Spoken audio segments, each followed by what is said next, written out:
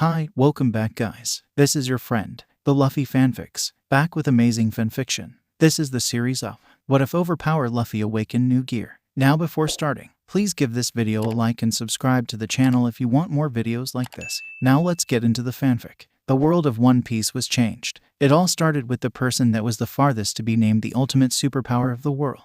The farthest from being feared is worse than even the Yonko. It all started when the pirate was the most open. A terrible confusion weakened his heart and the young adventurer for the first time felt lost. Betrayal. That was the best word to put it. The betrayal that burned his heart and made it fragile. Worse to him, a tragedy struck at the last nerve of Straw Hat Luffy and corrupted his will. His good soul vanished and something else took advantage. Luffy did not even realize he was gone as he transmuted into a new being. An essence turned into a monster, a devil fruit that evolved to a point that should have never been possible. Through a myriad of events, the hero became its villain and showed the people the true nightmare of someone who had lost hope, someone that let a monster crawl out from the dark. However, his Nakama never gave up. Even when he deserted them, they followed. When he attacked them and left them defeated, they denied his rancor and followed to help him. When he created his own army and new so-called Nakama, they still followed suit, not believing this was their former captain. When he aimed to control the world in the name of his loss and to never be weak by killing anyone who stood in his way, the Straw Hats were there to stop their captain from destroying himself and everyone else with him.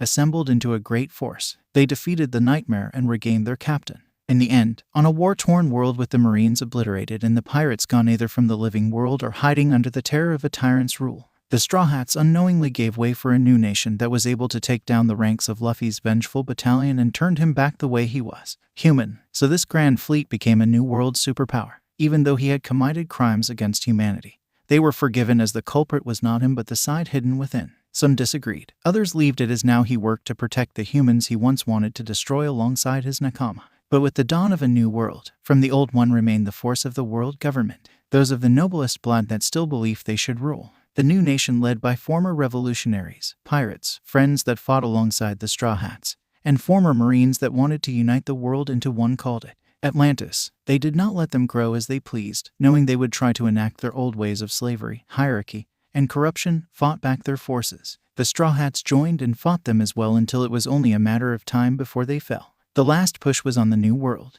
Luffy fought against this new government with everything he had, named One World Union, planning a strategic takedown once and for all by attacking their headquarters while deploying the final hit to overthrow the new Tenryubito, but an enemy commander, name undefined due to his devil fruit ability scrambling Luffy's head, gave the final hit before he died, causing a chain of events that resulted in sending Luffy to his childhood days after being handed the Straw Hat by his pirate idol Akagami Shanks with a power that was hidden from the world for a long time.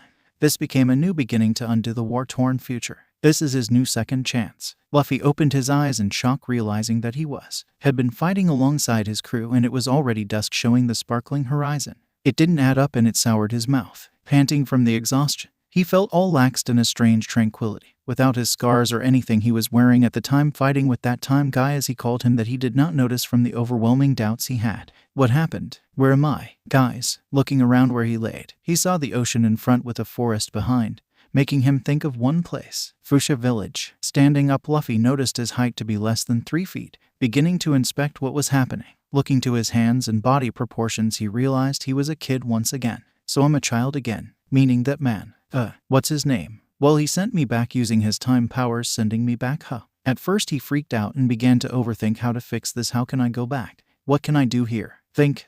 Luffy sat down and remembered their meeting with his alliance before attacking Robin, said that the devil fruit he had was broken beyond belief, too powerful to even reverse its effects. Unwillingly he took in those words and gave up on returning back to his time. Then an idea ticked him. He thought to how he could change this when he realized the advantages of his time reroll. He grinned. I can once again train as well as save those who died. I can save Ace. I can change the history that has happened. Jumping in joy, throwing out the possibility to fix this trouble. I can be stronger for my friends, my family. Little Luffy went back thinking all he could do with his free time as a child. Perfect his moves and add new ones to make him unstoppable, even to the Gorosei that he had a hard time fighting one by one. Now he can grow strong enough to fight them all at once. He left the hill he was in and skipped back to Makino's bar to see them once again.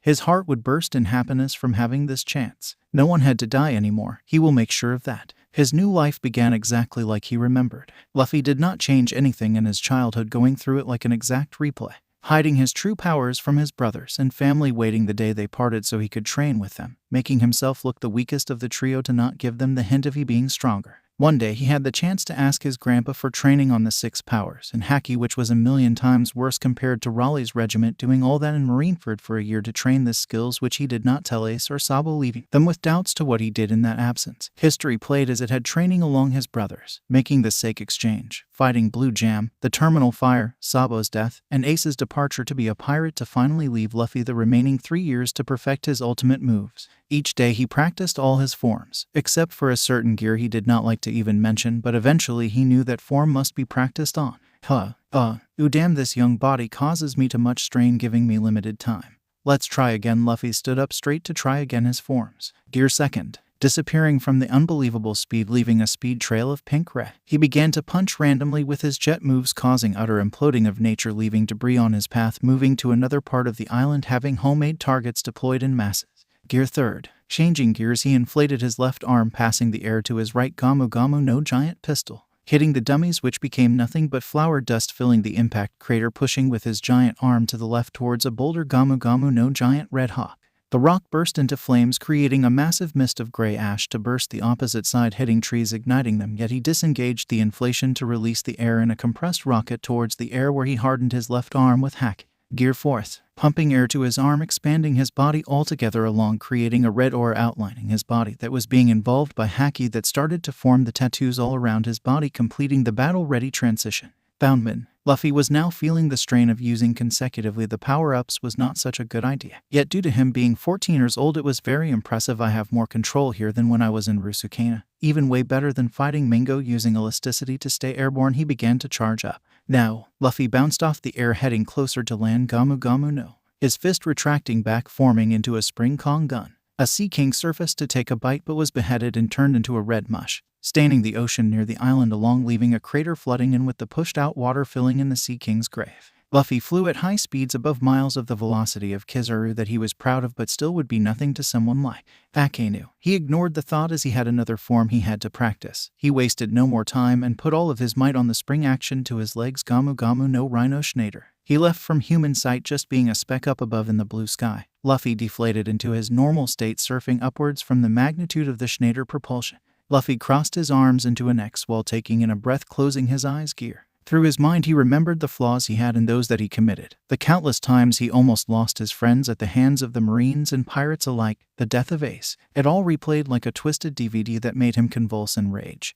Then it showed the biggest failure he had ever done in his life. The death of Ace. This automatically made him open his eyes, glowing an orange-red tint. Gear fifth. The words activated a silver-gray shockwave that stopped the channeled momentum, involving Luffy into a ball of steam that revolved in irregular steam current patterns. Awakening. The smoke sphere dissipated, showing a humanoid persona having obsidian haki-imbued limbs forming tribal tattoos. Haki outlined muscle, gray skin that resembled a corpse, an outlined dagger-like enclosing his eyes that glowed a menacing stare, and the straw hat changing color into jet black with its red ribbon pulsating a neon violet red. This phase is powerful, but in my present body condition I can't move or dodge, just block and attack, kinda like Minga, who could not dodge any of my attacks, only block with his awakened devil fruit ability. Descending down, he pointed to the island's collateral damage and flicked his hand, transforming them into giant rubber strands that were forming a hand to catch him from his descent. Okay, now he began to create an array of masses that stuck up the ground, forming clones of himself with just lifting an arm that began to form phalanx around the true Straw Hat captain, Rubber Ganger. Extending his arms, he shifted his head upwards. Kamikaze. The clones used soars spreading all over the sky, exploding one by one, forming back to its previous state of matter, leaving a mess all over the island, while the spot where Luffy stood remained in an orange rubber state with the falling pieces once again becoming the rebel they once were. Okay, I have complete control of Fifth's power, along with manipulating non-seeable places with my observation haki, allowing me to create sneak attacks and so much more. Still, it weakens me. Putting aside this thought, he reverted back to his normal self to start the least favorable and strongest technique that almost made him commit the worst crime any pirate could do: kill his own crew.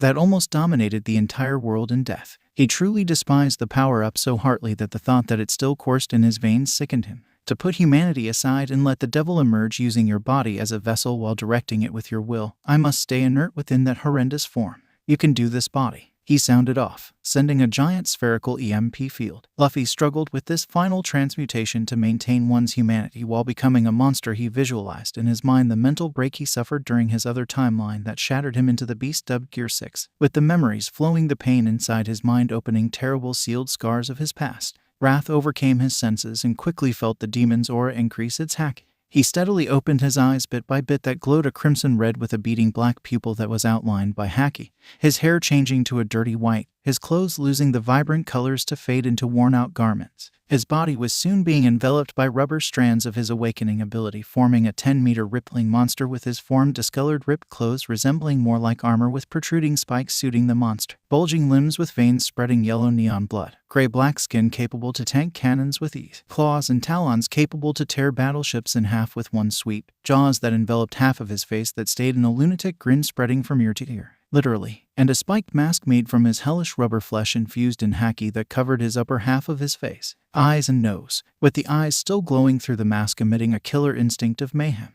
Gear 6. This caused the whole area to quake, causing small tremors to hit neighboring islands, shook the island's mountain, and left secondary disasters out of his call, but it did not disturb the Fuchsia Island, showing the great control Luffy had in this colossus phase. Gamu Akuma. Animals ran as far as possible, leaving the weak ones open to predators, but even they, the hunters, ran alongside them, wanting to run away from that thing, never looking back. Luffy observed his surroundings in his new field of vision, then gazed at his monster hand. This form is pure evil. The devil fruit manifests itself to unleash massacre on the world. He speaks to me wanting freedom, but it's my body, buddy, so you better start listening to me. Speaking out loud in a booming demonic voice. He will listen or left prisoner inside me until I die. Everything he had in his arsenal stepped up by levels, including his haki sensing all of East Blue's auras. Then he sensed Makino coming his way a few meters away from the village while he stood on the opposite outer edge of the island.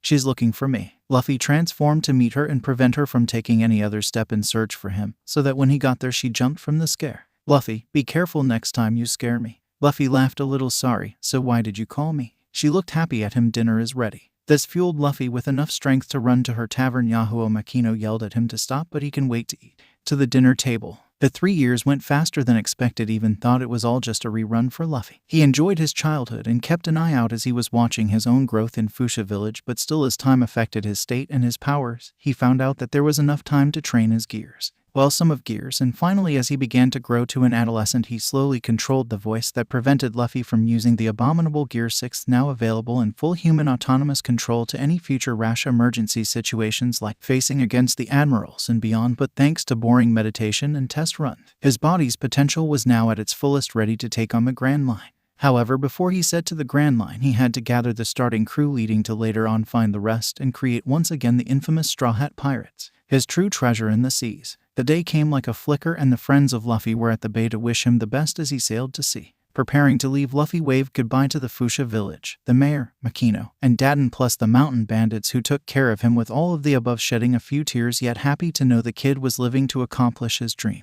However, Daden and her gang still were hidden in the bushes just like last time so as to not cause a misunderstanding. Setting sail to the ocean to create the Straw Hat Pirates and experience new adventures, he recalled all his greatest times with his nakama. From the good to the worst of his memories, he laughed knowing this time around a lot of things would change. He was stronger, so fate had to literally face him, as he had the muscle to face anyone, which got him thinking what else could change this time around. His grin widened to the possibilities he could unlock. I can prepare more allies when the time comes to take down the world government and Eve. He was interrupted as a low growl vibrated to the top of the ocean. The raft shook when suddenly the resident village Sea King arose to take a bite out of the wobbling raft, pumping Luffy to use one of his strongest hits. The rubber man looked upon him and growled internally as he realized that this thing may be the resident monster, but he did not have any importance in protecting the village, so he could send it off, back to where it should be. He told himself and stomped the raft to a halt as he looked upon the beast with a hidden glare. Gear 4th, right arm, biting into his haki-hardened right forearm. It grew from the pumping air but remained solely in that arm, compressing itself to form the tribal tattoos on said limb, including the shading around Luffy's eyes that made the Sea King stare paralyzed by the humongous presence right into the eyes, the rubber human like a reindeer caught in headlights.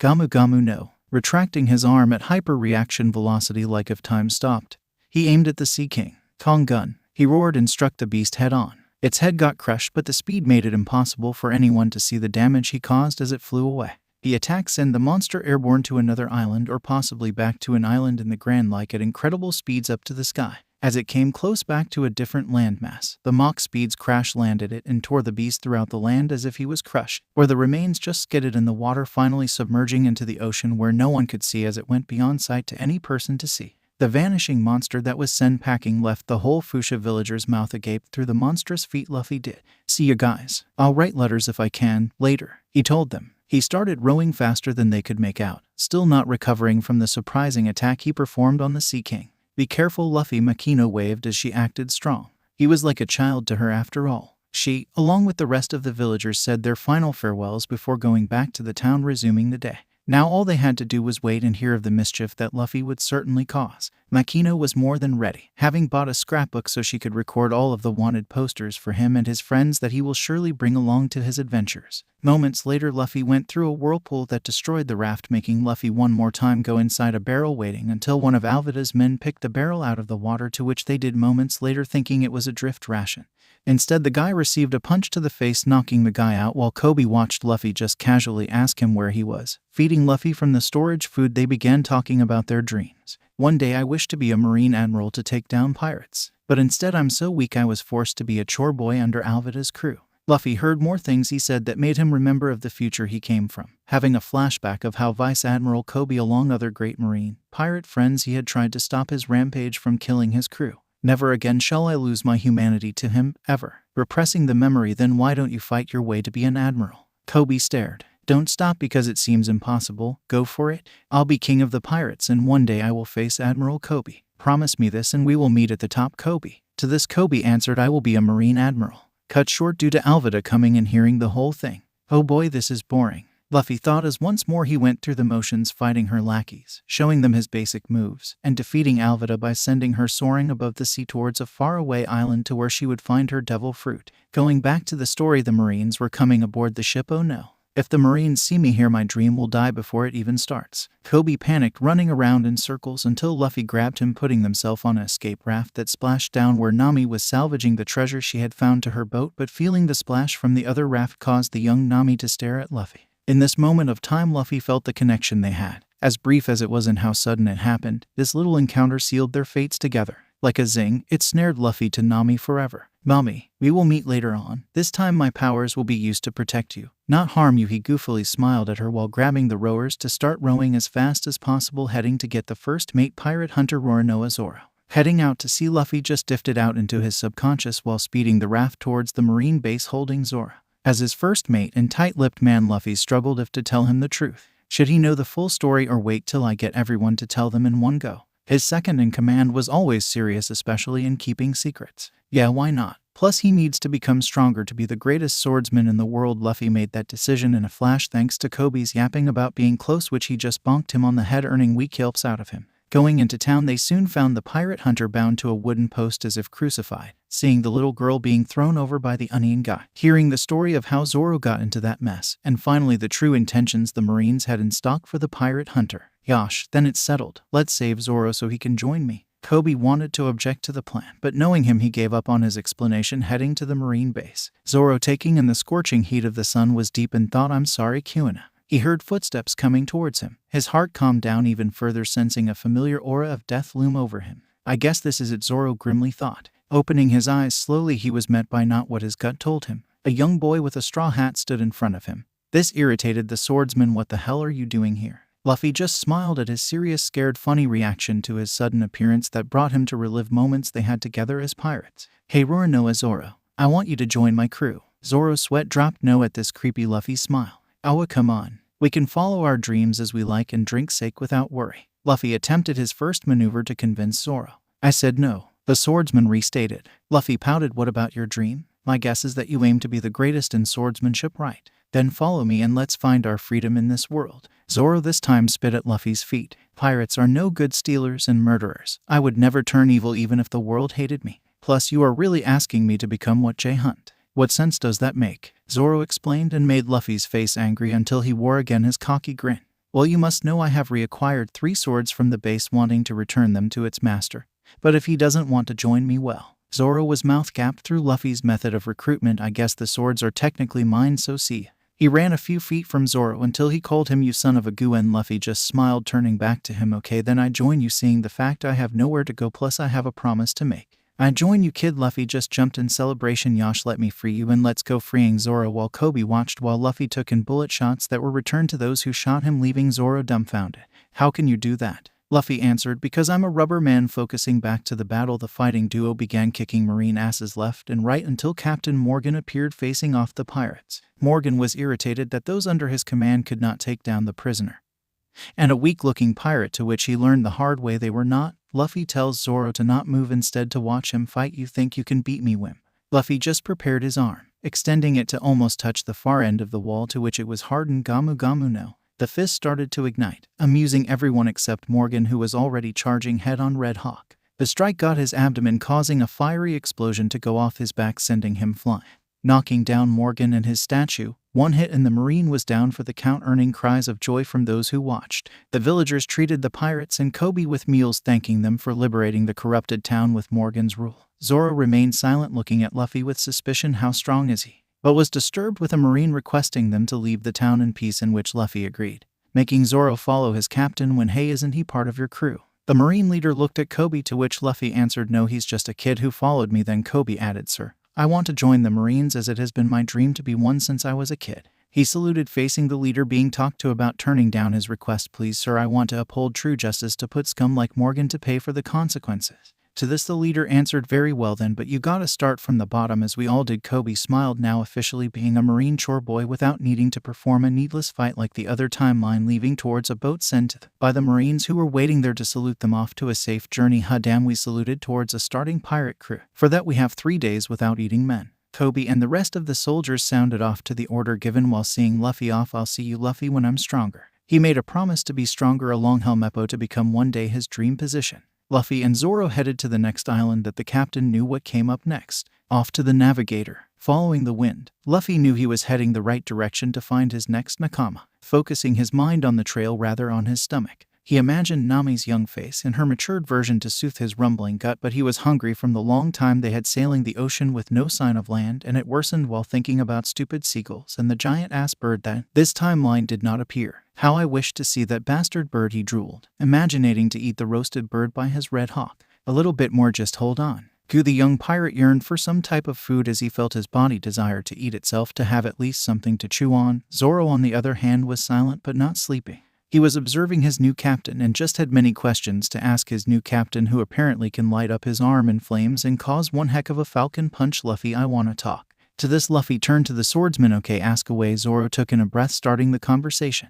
"What the hell are you?" Zoro asked in a straight face. Luffy tilted his head and laughed. "I am a devil fruit user, a rubber human," Luffy goofily said. Zoro nodded, now somewhat believing in the devil fruits myth may not be tattletales. "Alright then, next question, how strong are you? Because I can tell you were just showing off that fire fist and dodging blades like a child on Christmas," Zoro asked, which met Luffy's fast answer. He looked at Zoro in dumb mode. "Okay." In a short, before going into specifics, "An admiral is nothing against me at full power." Zoro's jaw hit the floor of the raft. "What is that wrong?" Luffy said sarcastically to his amused friend. "No, it's just..." "Well, see if it's true," Zoro mumbled, and went to take a nap, which made Luffy laugh that he did not believe him, but continued the silent journey until they heard a bird above. Finally, "Food," Luffy screeched, and went for the flying meal, only to end up caught in the bird's beak, taking him closer to the village. Zoro freaked the fuck out and followed from the ocean, rowing like crazy, which later on he got help from guys of Buggy's crew that came from the water, thanks to none other than the infamous young Nami. Back on land, Luffy took down the bird by using Gear 3's Gamu Gamu no Fusen, which liberated him from the beak of said bird, then falling where Nami was running from the henchmen of Buggy that wanted to catch her or possibly kill her for taking the treasure map.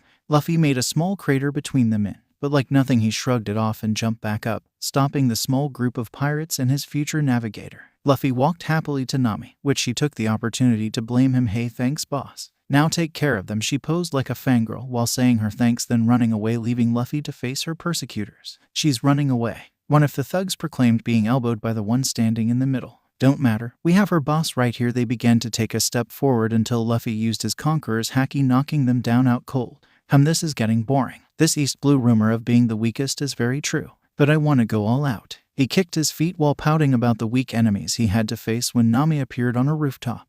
"What did you do to them?" Looking at her, Luffy began to be flooded by guilt regarding his past life breakdown. Even here he still felt that little inching feeling to be by her. How did I ever let that thing hurt her? He began to clench his fist but snapped off it to answer Nami in less than a second after she asked. I just incapacitated them with haki. She absolutely did not understand a thing whatever. What are you doing here? Luffy tried to explain when his stomach grumbled, "Aw damn it, I'm hungry," holding his stomach and almost falling over from the weak state he was. Nami saw him hunch over from the apparent hunger he had. She felt that the right thing to do was to at least feed her savior who fell out of the sky. Follow me, I'll make you something to eat. Name, I'm Monkey D. Luffy and I'm going to be the Pirate King. His reply sent a huge haki wave that spread on the island, knocking out those weak-willed villagers but bringing a mad face to Nami. That comment did piss her off. I hate pirates. Pushing herself to the other wall to ignore Luffy. The captain left her be for a moment. Nami really is mean with pirates, isn't she? Well, whatever. When she is ready she will tell me. Now, he unknowingly started to look at her body still. You are quite Wait, stop looking. Mentally punching himself, he began to talk to her, putting away his perverted thoughts courtesy of Sanji. Why do you hate pirates? Just because most pirates do horrible things it isn't a reason to hate all pirates. Sadly, they make up the majority, but the stronger ones are the true pirates people should look up to. She stayed silent, hearing Luffy. Let me show you. Be our temporary navigator and experience the adventures we have. Nami turned into his direction with an intense hate in her eyes. I don't trust you. Why should I follow a pirate? Luffy was offended by the words but held strong. Because I can show you what life is meant to be, free from being enslaved from rules or people, to follow one's dream to the fullest. She grinned a little, thinking he was way too naive, but his speech did mellow the anger she had a minute ago. Okay, I guess I can get some help, can you? Luffy was not dumb and saw her mischievous face. He pouted, seeing the end of a rope sticking out of her hip. No, instead of being tied, I have a better plan. Nami jumped away from him, seeing her plan was visible to him. How did he know? Wah, I would never do such a thing like that. Nami bit her thumb and had a small blush to further amplify her cuteness and innocence. Luffy just looked dolefully. She puffed her cheek out in surrender, watching him be so serious. Okay, you win then. Luffy grinned again. So my plan is simple. Hide while I kick their butts, and once I'm done you can come to collect the treasures he has. So I ask you. Luffy shook himself clean. Wanna be my navigator for a while? Nami thought about it but decided sticking to him was better than being a lone wolf. Plus he did make sense if he was really as strong as he was implying. You got it. Slapping hands together, securing the bond. Before we go I gotta find Zoro. He's by Buggy's place here. Kneeling down to his right knee. Get on my back. Nami thought get on his back. With doubts about the pirate, judging him as an evil pirate teenager, she just threw those thoughts away and did what she was told. Hoisted up. Luffy stood up and secured her while opening the door of the building they were in, rocketing out to the roof of another building housing the buggy pirates, with Nami screaming all the way, getting their attention, plus Zoro's. The swordsman was relieved. There's that idiot. Hey Luff FY, he screamed to his descending captain. Yo, Zoro, we gotta fight this pirates. Without so much of a breath, Zoro took his 3 swords to begin fighting against them, while Luffy gave his straw hat to Nami to begin the pummeling.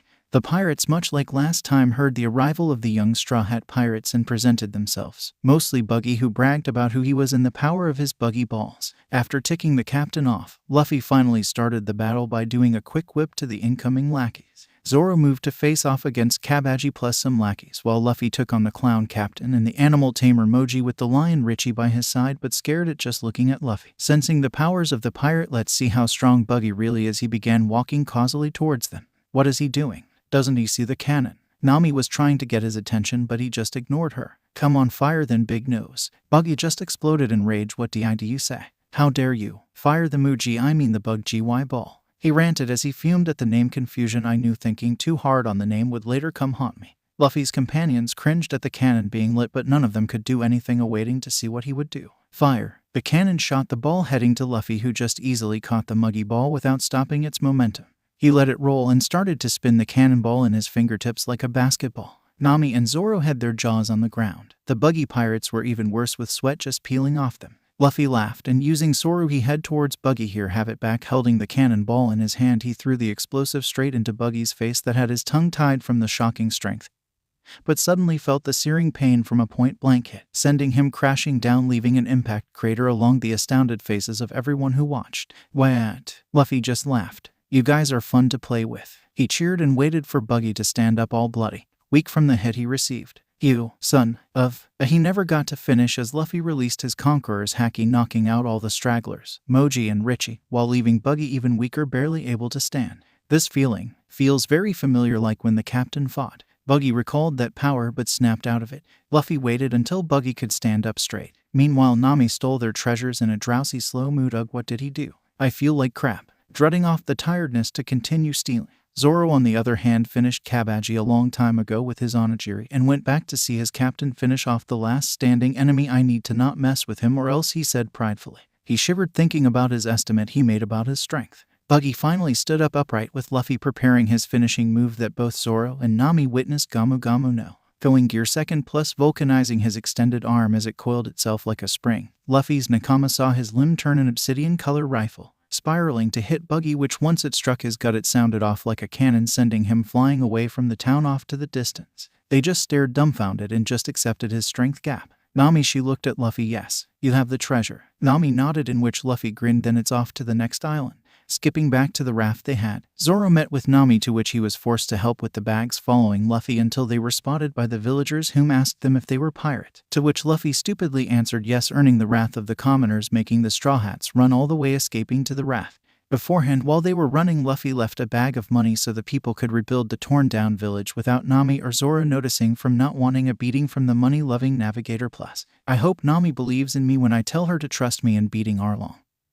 But I guess I need more demonstrations of my power to be 100% sure. He closed his eyes, humming Bink's sake all the way to the next village. The next day, while waiting to reach land with the Straw Hats all bored, until Nami got the courage to ask the man who had amazing, unbelievable strength, "Hey Luffy, can we talk?" she asked quietly. Luffy was whistling, on the other hand, getting sleepy due to food deprivation, but still managed to hear her. Yeah, Zoro closed in the conversation without being noticed, listening in while Nami asked the 1 million question.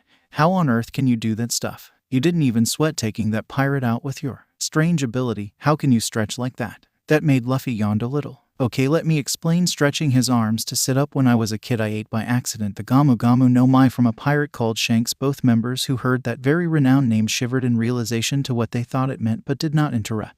The devil fruit made my whole body into rubber passively, meaning I don't need to activate it or something like that. It made me rubber for the rest of my life, period. Later on, I weaponized my powers at its maximum, making all kind of powers, including certain boosts that upgrade a certain aspect of my physique. Kinda like the steam that arose from me is called gear second, a process where I speed up my blood flow, going into hyperspeeds that I can't show you at full go because everyone's so weak in the blue sea. I can beat anyone easily in the place where we are now. Luffy saw his friends blinking in amusement to his high intellect description of his abilities. But Luffy, how did you catch flames? It was pretty cool if you taught me how to do that, Zoro butt in, making Nami shy a little from the East Blue Demon, who apparently was listening to the whole thing. She hated being ignorant to information. Luffy chuckled. Sorry Zoro, only through my gears and haki can you achieve the fire. Later on you will learn how to use haki and other methods to use fire techniques, which I'll explain later during an actual fight, okay? They nodded, seeing an annoyed look on the captain. Better let him think his previous thoughts, or else. Zoro took a nap, respecting Luffy's space, while Nami just looked at him in great awe. Can he? Maybe. No, he's a good guy. I won't let him be killed for someone else's problem. It's not his business but mine to fix. She repressed the idea to tell him the truth about her money-gathering wish, but the hero already seeing her trouble. Nami, please tell me or I'll have to force you to accept my help. He could clearly see her struggle but ignored that and went again through his thoughts, getting the important world-changing news of his time. As far as time goes, there's no sign of Blackbeard. Everything's normal until I defeat Crocodile, is when the tides change, setting off all kinds of changes. Luffy presumed, still feeling uneasy with the time flow. He had a sour taste that something would be off in this time. Just about he was going to try to get another nap. He then heard the voice of his final gear more clearer than the church bell on a Sunday. Find, kill, Crowhide. Luffy then stood up abruptly, suppressing a shudder from the negative side that wanted to be free to search for Blackbeard and kill him now. My friends come first. Do I make myself clear? You thing. The negative part of him just laughed, descending into Luffy's subconscious until the echo disappeared, setting him to a quick short nap. Moments later they were reaching the next island's shore. Luffy, wake up. We're here. He stood up faster than she expected him to respond. Yeah, adventure. Zoro woke up to his yelling, Oi, let me sleep. He went back to sleep, causing Luffy to grab him by the shirt, throw him under the water and putting him back on the raft with one arm. Wake you P-Z-O-R-O. Luffy screamed to his face, making Nami laugh uncontrollably to Luffy's childish behavior, using a wake-up call that effective that it left a shivering Zoro dumbfounded. SSSSHHSS bastard, freezing from the water. He tried to hit him, but the air just made him wrap his arms around to get warm. After docking their raft, they looked around their surroundings, but hold it, they're pirates. They looked up to see Usopp standing in a power stance pose. This village is under my protection. If you don't leave at once, my 8,000 men will be forced to exile. Luffy ignored the rest, already knowing the lie he told almost every enemy they encounter. That brought him to realize how far he has changed throughout the time they spend as a crew, an everyday wannabe pirate lying coward that morphed into a legendary sniper pirate. A man he cut an arm off. Zooming out of his brain, he heard Nami guessing his number of crewmates. Once they were discovered, they ran, leaving Captain Usopp alone. Still, I will protect this island with or without lies. This is why Luffy respected him, because he knew the times to fight and flee, even though he had nothing to prove. Calm down, Usopp, son of Yasopp, am I right? He saw his startled look knowing his father, making Luffy grin even farther. You know my dad. Luffy grinned, of course. He was with Shanks' crew in my hometown. From then on, Luffy and Usopp started forming a friendship to tale-telling, making the rest of his crew members see the dumb and fun side of their captain, joining in the conversation, making themselves acquainted in the village restaurant. There they had a good and great meal instead of semi-made fish they caught along the way. Now getting back to business, do you know where we can get a ship, Usopp? Nami slapped the desk and asked, receiving a nod from Usopp. No, we don't even have a decent harbor, as you have seen, Zoro interrupted, then pointed out to the White House on top of the hill before Usopp could explain. How about that mansion over at the top of TH, being cut short with Usopp's uneasy reaction. No, don't go there. Sorry guys, I gotta be somewhere. The bill is on me. He skidded off to the door, going out the restaurant, from which moments later the kids from Usopp's crew returned, seeing the pirates sitting down and a really fat Luffy commenting on the food quality. Were the Usopp pirates? What have you done to him? They yelled while holding fake knives, when suddenly they got a frightening conclusion. So good, said Luffy, tapping his bloated stomach, scaring the kids further. Your captain, Zoro whispered, was eaten. The kids, upon hearing this, started screaming, turning slowly to Nami. Why are you looking at me? Nami yelled, earning laughs from Luffy and Zoro about the kids' reaction towards Nami, hitting both behind the back of the head to shut them up. A while later, heading towards the mansion, Luffy propelled his crewmates with a Gamu Gamu no rocket, landing them straight on the roof, earning a scream from Kaya and Usopp for the sudden inbreak of random people. Usopp, who are they? Kaya pointed towards them, looking at Usopp. They are some friends I met. Following the mainstream timeline, the group talked about getting help to have a ship, meeting the butler Kuro. Luffy cursed that name, but yet felt he owed the guy. Getting kicked out of the mansion, Usopp stating his dream, and finally learn about the truth of Kuro, who planned to take out Kaya to achieve her fortune, wanting to live a normal life out of piracy that Luffy heard hidden in the bushes, to which he told everyone in his crew, prompting them to plan out the attack. But this time around he made them put the traps in the right side of the island to affect the pirates, plus Luffy was not going to help under any circumstance unless a real emergency happened. Setting the battlefield, Zoro took this time they had of use, wanting to talk to Luffy. Hey captain, so what else can you do aside exploding into flames? Usopp took note on this, explode into flames. On the other hand, Nami too was interested in this man's potential that could help her someday. Possibly, maybe. Luffy yawned from the boringness of preparing a plan and was glad Zoro changed the subject. Well, setting aside my devil fruit, I have mastery over the 6 powers and the admirable 3 types of haki, being Kenban Shoko, Busa Shoko, and the ultimate gifted Heishoko haki that 1 in a million can have. Once he finished, his crew had a puzzled look to not understand one thing. He said, better yet, let me show you. First the 6 powers. Luffy then waved his nakama to make space, giving him a good chunk of space. Let's start with Jeppu. Looking at him, he just took off to the air, using his feet, pushing one over the other, leaving his crew silent. Zoro, he disappeared, appearing in multiple places looking like many clones of Luffy. How are you doing this? Nami screamed at him, while Usopp and Zoro just stared, amazed or taken over by the awesomeness Luffy displayed. So cool, Usopp thought, seeing the so-called Zoro. Rankyaku, they saw him kicking, forming a wind gust that cut an acre of trees, while at the same time he sent a second hit, returning back similar to a boomerang to himself.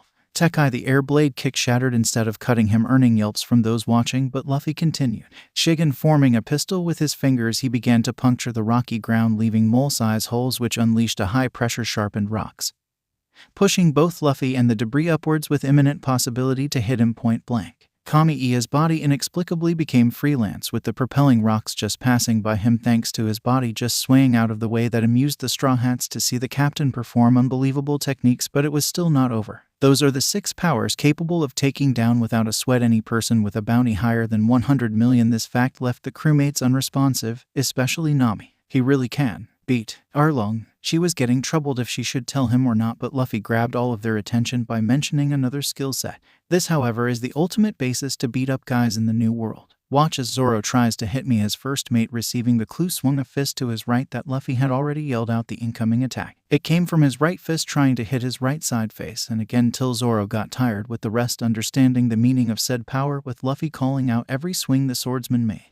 Now Busashoku, he pushed his arms to the side while stomping the floor in one motion, making a cracked web on the semi-rocky landscape. He was standing on full-body armament at this. His whole persona, including his clothing, got turned into an obsidian black, scaring Usopp but getting an amused look from his other friends. The last one is reserved until I get a good bunch of weaklings. Be patient, nodding, taking in the display of powers the captain had. Putting that aside, they began thinking what would happen tomorrow as Luffy just slept in the blooming night. The next morning came and went in a flash as the time for fighting came as the Black Cat pirates appeared in the horizon, finally landing in the beach. Men, go take down this village in the name of Captain Kuro, bellowed Django, hearing the approval of his men through a battle cry, running upwards until the traps started to hit the invading force. What are you doing, idiots? Django failed to notice the people on top of the hill. Who the hell are you? To this, Luffy laughed. We're the defenders of this village. Usopp took on the rest, leave or face the consequences. The pirates laughed, heading upwards to kill them, only to be pushed back by the traps of Usopp design. Okay guys, go take them down, Luffy said while sitting down watching the pathetic pirates that brought the unsettled looks on Nami and Usopp, while Zoro just smirked to Luffy's plan.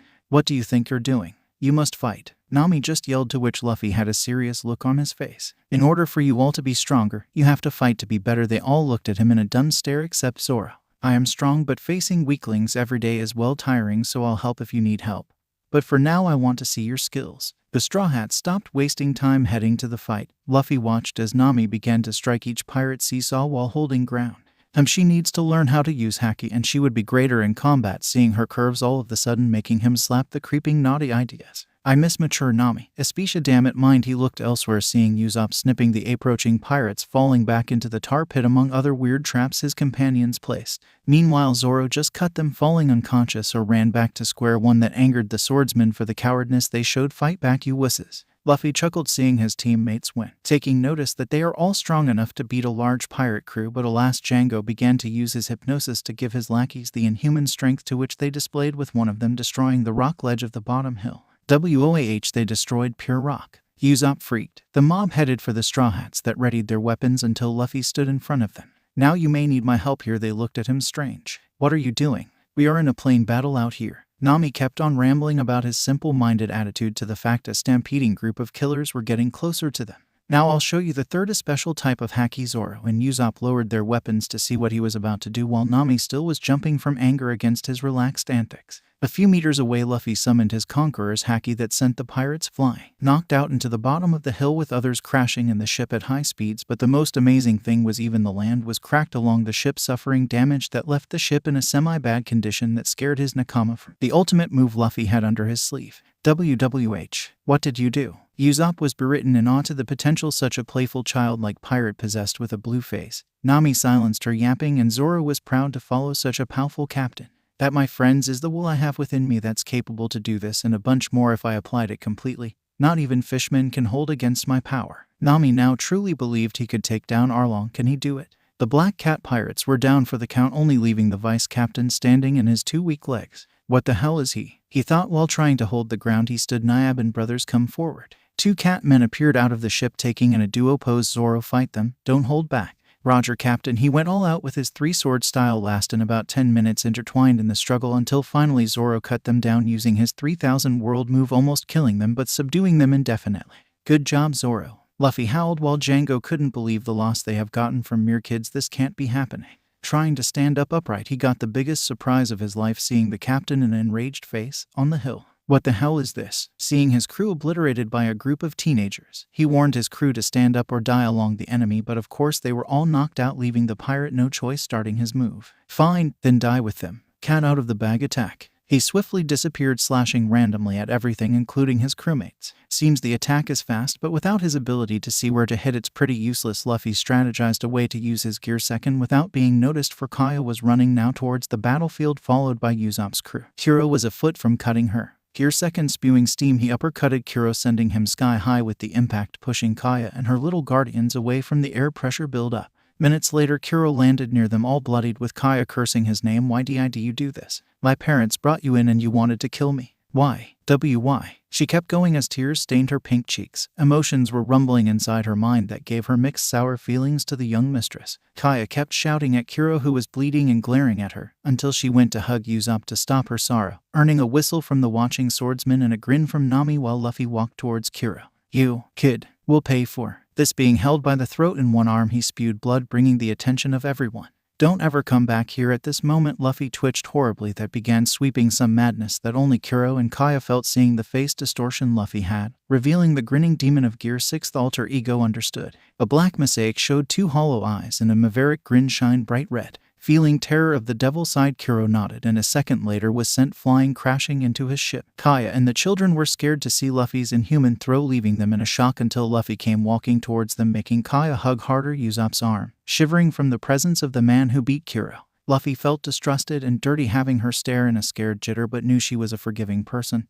Plus he meant what he was about to say. Kaya, I will never hurt the friends of Usopp or anyone who doesn't deserve it. Luffy said it in happiest face he could pull, watching the shivering lady, but she still held to Usopp until she got the courage to open her eyes, gazing at the friendly face of Luffy that instantaneously calmed her down, seeing the real person he was, not the beast who showed a terrifying happiness by pummeling Kuro. What's your name? Tenderly she asked. I'm Monkey D. Luffy, and I will become the king of the pirates. WOOO. His jolly attitude cheered everyone up in an instant, receiving a hero's welcoming by Kaya, and time flowed like it happened in the last timeline. Having a night's sleep in the mansion, everyone left to sleep with the exception of a sleepless Luffy that sat on the roof sweating profusely from a nightmare he had, a terrible nightmare that almost came reality in his timeline. I won't lose myself again to that thing. Shaking the reality of said dream, he thought about Nami, her personality, and how he grew very attached to her. He found her as a great friend until one day he noticed her curves, hair, and smile that warmed his heart, that then began to tickle, pinch, swell, and then beat in his heart just by having her look at him, a happiness he could not describe that started to fill him. Even today he can't explain in words how he feels about her. This then sparked another thought. Please Nami, believe in me. Luffy pleaded to the heavens she would trust him to take down Arlong. He really wanted her to trust him to set her free. He mumbled a little and felt butterflies in his mind thinking about her, until scratching laughter split his imagination. Pathetic, you are human scum. He kept boasting that inhumane laugh that Luffy suppressed with the fond memories he had with his crew, the adventures, those who became friends along the way. You're wrong, the monster stopped laughing. I am the strong one. You are the one trying to control my body to kill my friends in this world. I'll never let you hurt them ever again. Closing the beast inside his mind, finally allowing the sleep to sweep in. Nami's POV. I was sleeping in peace for a good 30 minutes until the snores came in from the other rooms, waking me up abruptly, trying to silence those horrible snores. Like, God, really? How can someone snore like that and still sleep? Time went on with me pushing pillows to my face when I heard weird animal growls that chilled me to the bone, making me curious to what could make such noises. Searching for the sound, it brought me to the roof where I found Luffy twitching a little. Luffy, I spoke as quietly as I could, but had a better idea to creep to the other side to see his face. I wish I hadn't. Expecting him asleep, I saw him grinning extremely creepy that it stretched from ear to ear, revealing white teeth and bloody gums. Way too bloody, as if he had been smiling too long. I grew worried, but before I could shake him, kill, KKLLL, he chanted this word eerily. Then I stepped back, but accidentally snapping a dry leaf, making Luffy snap his neck that showed crimson red eyes. What the fuck? I yelled at myself and fell to my butt in fear. He was still smiling. He then scratched the deck, making a deep claw mark on the wood. That made me take off to the stairs, almost making it, when I bumped into Luffy. I screamed when he grabbed me by the shoulders. Nami, what's wrong? Looking up, he had his child worry look that made me so relieved I just hugged him as strong as possible. That's my question, dumbbath. You were. I looked back and saw the all-ace he was laid out at, to find nothing but his straw hat sitting there. I was stumped. Did I sleepwalk? How did that claw mark disappear that fast? Luffy snapped his fingers. Oi Nami, Pirate King needs navigator coming. Pew pew. Yeah, just getting some fresh air. I found you here too. So why did you sleep here? I asked, intrigued. Just staring at the night. Spit. Gah. Sorry, something stuck in my mouth. I looked at him, spit something out, but ignoring it for now. I then told him to go to bed. On receiving a nod, I headed to my bed until Luffy called me. Yes. If you need help with anything, please tell me tomorrow, can you? He caught me off guard, but I nodded. Okay, see you tomorrow. He jumped off the roof where I heard the tree branches of my tangerines push Luffy to crash on the deck. Ouch, I laughed at his lame reaction, leaving the roof off to sleep. After the morning breakfast that Kaya prepared for the saviors of the villager, she presented them the ship who would be their greatest nakama, the Going Merry. The reactions of the Straw Hats was gratitude towards the one who gave them the ship, but to Luffy, seeing a long-lost friend was more than he could bear, that he ran up to the ship, grabbing it in an absolute stronghold. Very, we can sail once more. He excitedly remembered his adventures with the crew on board the Going Merry, shedding non-visible tears, while Kaya informed the Straw Hats about the ship's design and among other stuff, but Luffy did not care the least bit for Merry, as he called it, for it was here now. With everything set, they were now preparing to leave the island until a rolling sound was heard. Help me. It was Usopp who was rolling downhill towards the Merry, which Zoro and Luffy stopped without a sweat. Thanks guys. Well, I'll be hopefully seeing you all soon out there in the Grand Mine. He exclaimed that made Luffy tilt his head. What are you talking about? Usopp laughed. I'm going out there to become a real pirate.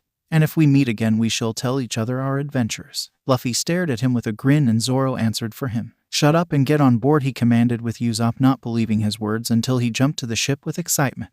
I'm the captain. Luffy shark-faced him while muttering he had to beat him first, and the other Straw Hats just looked as Luffy and Usopp chanted, sang stupid little rhythms while dancing in synchronization that made them all laugh in their celebration party of having a new member on board the new official Straw Hat ship.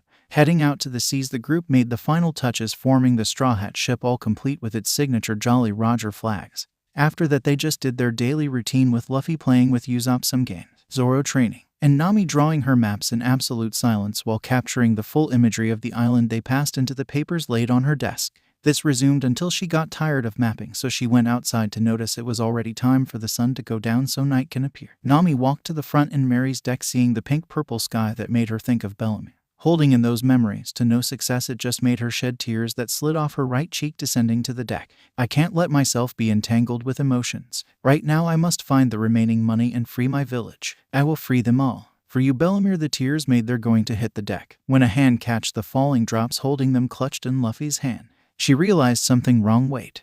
Luffy. Stepping back 2 steps from the surprise of having his captain catch her in a moment of weakness. Nami. He had a serious stare that reflected his worry. Tell me what's wrong, he said with a serious tone not visible to her because his straw hat covered his eyes. She was troubled and her brain was out of options to lie to her captain, but before that, he cut her short by holding her hand as a motion to tell her to stop talking. Don't lie to me. These words made her a little uneasy that a once childlike man could muster this unholy persona in his words. Nami tried to still hold to the poker face she had, but it ultimately came crashing down in a fit of tears that couldn't be stopped. To this, Luffy was feeling his inner demon thrash in his mind, wanting to go to kill Arlong. If you won't tell me, then I will discover it on my own, pretending to have psychic-like powers. He held onto Nami by the shoulders, looking straight at her eyes, that even if he indeed had that ability, he already knew her childhood history under Arlong. You are a slave to a pirate by the name of Arlong, captain of the Arlong Pirates, with a measly bounty of 20 million that took over your hometown years ago, and now that you almost collected the 100 million to buy your village from his hands, you plan to take this ship and its leftover riches to obtain their freedom. But let me tell you, even if you do this, Arlong will not let you go, and will even go as far as to kill them if you present them with this money. Luffy finished. Seeing the pale white face Nami had from this huge revelation, he already knew. She was unresponsive. How? He shushed her. That doesn't matter. You have 2 options. 1, you let me kick Arlong's ass for you, or 2, I'll tie you down and still kick his ass for you. So tell me what it will be, he said in slight anger, like a child who had enough of being teased. This troubled Nami. She did not want him to risk his life. Why do you want to help me? We met barely days ago, and now you want to go kill yourself with my nightmare. No, I will never let anyone die because of my fault. Not again. Ever again. Luffy got angry and began to clatter his teeth, both because of how she viewed him as someone who would fall to his fishman feet, and the fact she is led to believe that Arlong is invincible. Nami, believe in me, got him it. He stomped his foot, rocking the ship, making Nami lose her balance and wake up the guys from their sleep. I will never fall until I know every single one of my Nakama are okay and that their problems are gone. When I invited you, I made your problems mine, so please tell me what I want to hear. I will take him down. You, here, Luffy told Nami, who almost fell back first until he catched her pleading to have faith in him, in which she did. His conviction opened a tiny little crack on her fear, and bravery gave her the words to plead for salvation. She had tears forming on already, and the moment he was waiting. Luffy, please take down Arlong. Free my village, I beg of you. Covering her face with her arms once she finished, she looked like a child afraid to face the dark. It tore Luffy to watch her unconsciously plead. Like last time, without a word, Luffy carried her bridal style and jumped to great heights to the starry night that forced Nami to look at her surroundings instead at her fear. Finding herself suspended in the air, with Luffy leaving the rest of the crewmates to look around the Mary for an explication to the sudden movement, giving up, finding nothing at all, and went to sleep again. Oi, where's Nami? Usopp said. He was the one who got a suspicion clue but did not bother to look and went to sleep. Up above, Luffy settled in the air. You are my star. From all of my Nakama comes my power. Just like a star radiates heat to its orbiting planets and gives it life, you all give me the power to fight. Amazingly, Nami never felt the pull of gravity thanks to Luffy's slow rhythmic jeppu that started to set them down to the ship one step at a time. If someone hurts you, I will beat the crap out of them, no matter who it is, because seeing you smile makes me smile. Touching her cheek, Nami felt a huge wave of relief and happiness that this idiot of who knows where just told her the greatest thing she could ever wish for. As the stress of her life swept out of her, she unexpectedly fell to sleep in his arms, which he used Zoro to set her down on her bed. Settling her hair to tack her one last time look at the frown turned into a smile, and went outside to stay up looking over the ship in the now blissful night. In the morning later they had finally arrived, seeing the floating restaurant, along carrying the duo bounty hunters Johnny and Yosaku, but Luffy didn't act so childly around them like last time, just getting to know them, knowing the fact they will not be staying with them for long. Still, they received him like a brother.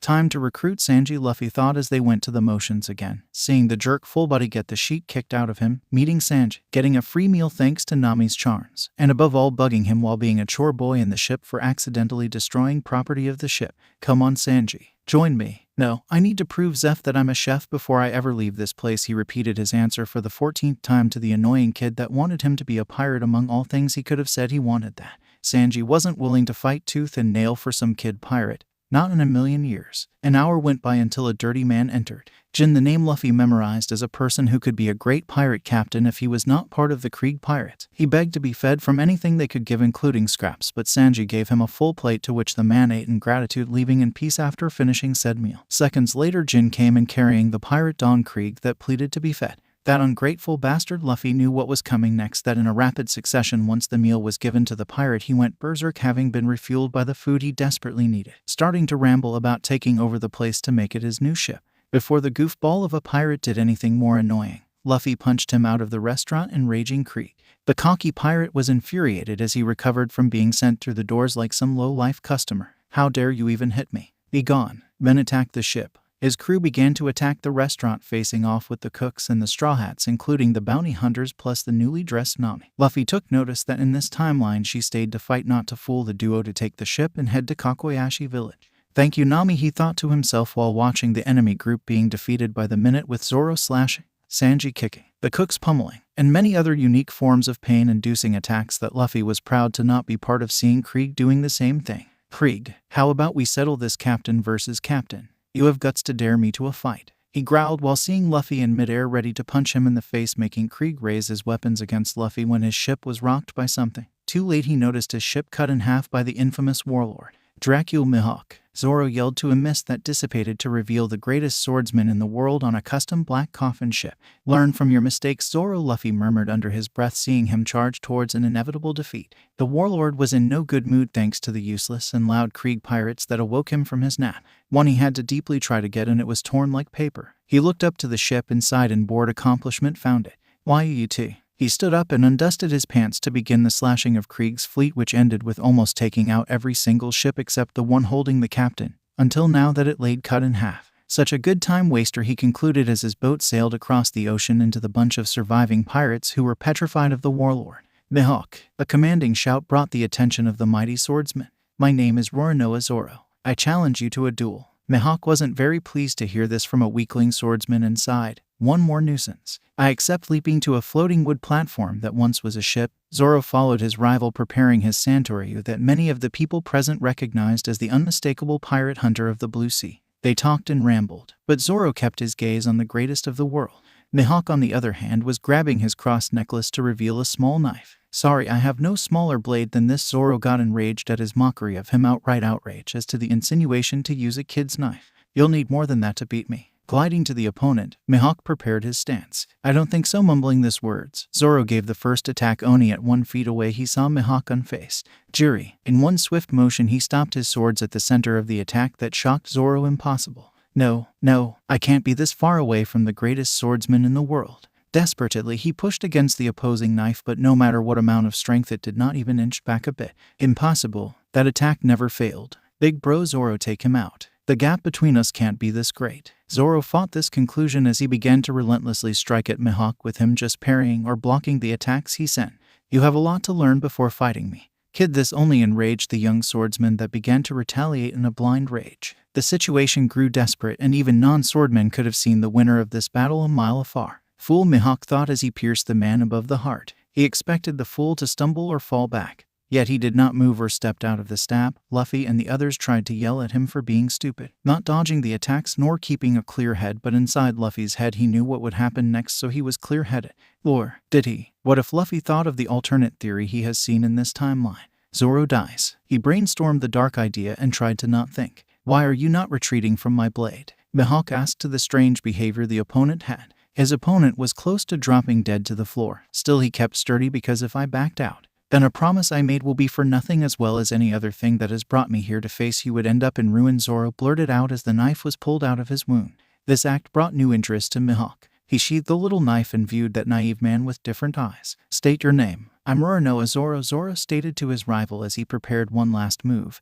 He motioned his swords to form the secret technique, a move that never failed, all or nothing. I, Dracula Mihawk, will use this black blade to cut you down. You have proven to be a worthy opponent deserving of a true swordsman's strike. They both prepared for the final clash. Santori Aogi Zoro formed with his swords in a triangle and began spinning the two blades in his hands, making them like a saw. Mihawk waited, no longer dashing to Zoro with his yore ready to slash. Senzen Senkai. Zoro's hit was barely capable to get him to move one step before Mihawk crossed him all the way. His attack was useless as he took in the whole strike of the black blade. In an instant his two katanas shattered while his white one remained intact. Mihawk's basic slash obliterated one of the strongest attacks of Roronoa Zoro. Mihawk turned back to see Zoro placing his remaining sword in its sheath in honor, admitting defeat as he then swiftly turned to face him in open arms. What is the meaning of this? Mihawk exclaimed to the defeated opponent in surprise. What was he thinking? A slash to the back is a swordsman's greatest shame. Zoro smiled with Mihawk admiring his potential. Well said, he smirked and silently cunning gave one final slash, cutting him vertically, spilling a liter of Zoro's blood that scared everyone who watched the ending of the fight. Sanji cursed his stupid desire. Nami covered her mouth upon seeing the merciless act of a warlord. Johnny and Yosaku cried seeing their big brother defeated. Usopp went underwater to rescue him, and Luffy yelled his name with memories slipping in. Zoro. Luffy's mind flashbacked him to his own almost fatal clash with Zoro in the New World in his demonic form that almost proved fatal. Guilt and anger soared to him as old scars burned bright. Damn him. 1 gear second dash was all it took to be charging at Mihawk. The warlord noticed the medium haki release that knocked a good amount of cooks and pirates alike. Watching at the source of the conqueror's haki, he turned to Luffy at the ready to slash him. Mihawk was respectful for this man for not attacking while they were dueling, but somehow knew that this kid knows Zoro never had a chance to even start with. He raised his sword on the defensive, knowing he could have potential to at least spar. Gear fourth, right arm, he bellowed, breathing in a long breath to exhale it to his right limb that became enlarged as to not be seeable to the spectators thanks to a mysterious sea mist, but definitely visible to the warlord who watched the approaching pirate. Gamu Gamu no. Mihawk was amazed a kid could be capable to use haki in the weakest sea and wondered who he was until Luffy's limb became vulcanized. He has complete control of his haki, noticing the haki tattoos that formed inexplicably. He sensed the caliber of his attack and knew whoever this kid was, he was not playing around. The swordsman prompted himself to go all out in his attack that was going to collide with Luffy's move any second now. The power emanating from both of them was tremendous, and those who watched prepared for what could be an island-shattering clash that even Zeph went for cover to avoid being collateral damage. In the last millisecond, Hawkeye's felt his punch triple in power. Kong gun. The clash ensued mass chaos, destroying the debris of the pirate ship even further and hitting the barricade, suffering a massive collision shockwave produced from the immense air pressure release that sent all those watching in the sidelines either flying, crashing, or falling into the ocean. Incredibly, among them was the warlord himself, who was knocked off his feet to crash land in the ship's remnants with a pain he has not felt since he faced Akagami in the New World. Spits blood. He is powerful beyond my expectations. I couldn't block that strike. The master swordsman grunted, now feeling a bruise on all of his left ribs. He looked to the kid in the straw hat standing intact of his slash and expected another hit, but he was relieved to see the kid grinning, seeing his friend alive in the waters and well with a group tending to his injuries. A moment later, to compose himself and Zoro was brought to the ship, Mihawk jumped in front of the powerful kid and faced at Zoro's direction. He gave a grin to Luffy, then faced Zoro. It's still too early for you to die. My name is Dracula Mihawk. Discover your true self, the true world, become stronger. However long it may take, I shall await you at the top. Surpass this sword. Surpass me. Roronoa Zoro. Mihawk ended his challenge with Zoro promising to never again be defeated. Finishing his promise at Mihawk, who acknowledged the will of the swordsman who respected his captain at that level, began to look at Luffy. Mihawk stood tall and stepped away from Luffy. In a sense, he felt what Zoro was going to do. Luffy put his straw hat on and awaited for his friend to gain his breath. Slowly, a sword arose from the small boat. Usopp placed him alongside Yosaku and Johnny. Luffy He gurgled blood and straightened out. I'm sorry I lost. I disgraced my name. But I swear on this sword in my vow to become the best, that I will never lose again. Is that all right with you, Pirate King? The bystanders and the crew watched in awe. The beginning of a powerful bond and trust happened right then and there. Shishishi nope. Zoro them lost consciousness and the guys began to treat him the best they could. Luffy looked away and saw Mihawk sizing him up. So who are you, young man? Luffy looked at Mihawk with a grin. The swordsman clutched his side, in relief to see the man smiling. He got an answer. I'm Monkey D. Luffy, the man who will become the king of the pirates. Mihawk stared at him with understanding and possibility. You have even a harder path to beat than Roronoa. Good luck, kid, but something tells me you will get far anyway. Pirate King. He went to sail off pretending not to be injured, which in fact he was now bleeding profusely. Let's see how he does in the new world, he thought as he sailed to paradise in search of Akagami. On the other hand, Zoro noticed his injury as the greatest swordsman left to the Grand Line. Barely he could see, but he got it etched to HSI memory. The pirates looked up to watch the warlord leaving his pursuit. Krieg stood up, feeling safe once again. Hey kid, how about we settle what we started? Luffy glanced his new enemy with irritation. Let's go then. Krieg began to point his guns at Luffy, who now wanted to eat. Seeing the guns moving slow as hell, he armored himself in invisible hack. Krieg fired his weapons, hitting Luffy point blank with the bullets not causing any damage whatsoever. That scared Krieg to his wits and bringing all sorts of reactions to his crewmates, with Nami now having a reinforced belief in Luffy. Usopp and the duo hunters were yelling so cool, and Sanji dropped his newly lit cigarette to the amazing, apparently bulletproof pirate. Luffy walked casually through the firestorm until Krieg ran out of bullets. What the hell are you? Stepping back, Luffy went gear second. That unleashed a torrent of steam. I'm the man that beat you, uppercutting him in the jaw. He was blown into the air with the hero following pursuit. Gamu Gamu no jet pistol flinging the enemy across the sea. Krieg tried to block it with his spiked cloak, but it just broke apart to the hit.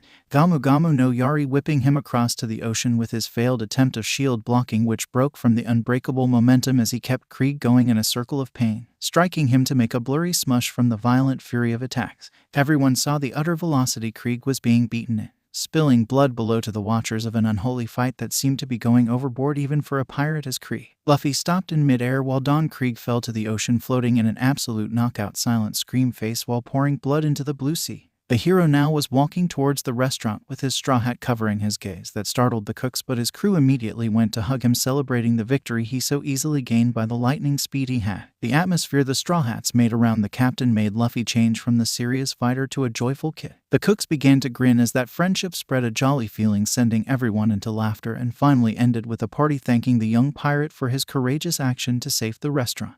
Sanji was a man who would respect another if he showed values. Here a kid who wanted him for his chef showed that, and so much more in the name of friendship. Screw it, I'll join him. During the party, Sanji went to talk to Luffy. Hey Luffy, can I talk to you? The pirate gladly ate his 58th serving to go speak with the cook outside. So what up? Luffy said as he walked to Sanji, who seemed a little conflicted. Is this about joining me? Asked the observing captain. It is, Luffy. I don't know whether to stay or accept your invitation, but I have a dream. Have you heard of the All Blue? Luffy acted dumb to such an idea, wanting to hear his dream once again along the reason he wanted to stay, but Luffy told him the truth of what Zeph really thought of him. So they were all lying. Sanji retorted to this revelation. Yeah, they are just being jerks to push you to leave with me, Luffy replied to the cook that took this as his go sign. Then I'll join your ship to follow my dream. Plus, Luffy saw his expression twisting into a perverted glee and resisted the urge to laugh. I can be with Nami-san. Twirling like a dust devil, making Luffy laugh. Good to have you back, Sanji. The crew was happy to obtain the new chef in their group except for a green moss head, but the rest were very thankful, especially since they would really need that around Luffy with his black hole stomach. Sanji farewelled his fellow friends of the Barady, took his supplies, and gave his last gratitude to the owner Zeph, shedding some tears as they left the restaurant heading to the next objective accompanied by the bounty hunters. An hour or so later they all went to do what they pleased with Luffy, Usopp, and the duo swordsmen played some cards to waste time while Zoro trained to become stronger due to his simple defeat at the hands of the strongest. Must be stronger, he repeated in his head as he pushed the limits he had and increased the times he lifted his weights, even though he was still aching from the giant scar he had. Meanwhile, Sanji was preparing the meal for lunch with his specialty course to celebrate his joining, and had a twinge of excitement to see the faces of his new customers with his recipes. Except for the ugly mug of Zoro, he thought. But among these happy surroundings, Nami could not shake the stalking terror that desperately told her to not defy Arlong. Her whole body just could not be at rest with all of them going to Kakuyashi to beat that monster. What if she could not push away the thoughts of the outcome if Luffy lost? If he died? She could not concentrate on anything else nor space out her mind, for right now they were heading to face off with the monster who tore her village. Not even taking a nap could calm her nerves. Oi Nami. She did not turn or answer Luffy's voice. She felt powerless to her instincts, noticing her body was trembling slightly, including having a pale skin color that told of a very negative emotion, while she hugged herself, looking into the direction of Kakoyashi village. The captain was intrigued at her physical effects she was having out of fear. Nami. Luffy wanted to talk to her, but he knew she would not respond to whatever he tried to say. So instead he hugged her from the back, holding her frightened hands with the notion to relieve her stress. She came to sense and timidly asked one question while staring at the distaste of the sea. Luffy, can you really beat him? Nami asked with a scared child voice. Luffy talked with his friendly voice. Of course I can, Nami. How do you know? What if he's stronger than you think and he kills you? She pushed him away. Luffy could see the shifty movements in her eyes. Do you know how I will feel if you guys go there only to die? A small stream of tears made a trail to both of her cheeks, and in a silly attempt she covered them and turned away. She did not want Luffy to see her weak. The captain, on the other hand, saw the opposite of what she thought of those tears. Nami, look at me. Slowly she eased herself to turn to Luffy and was hugged. It's okay to cry and to be afraid. Don't ever hide those emotions, because the only thing it does is hurt you and us. She nodded and let her head sit comfortably on his neck. Remember always that people that cry is not from being weak, but because that person has been strong for too long. She stopped her whimpering when he heard Luffy's life experience wisdom, so please stop shaking and smile from now on.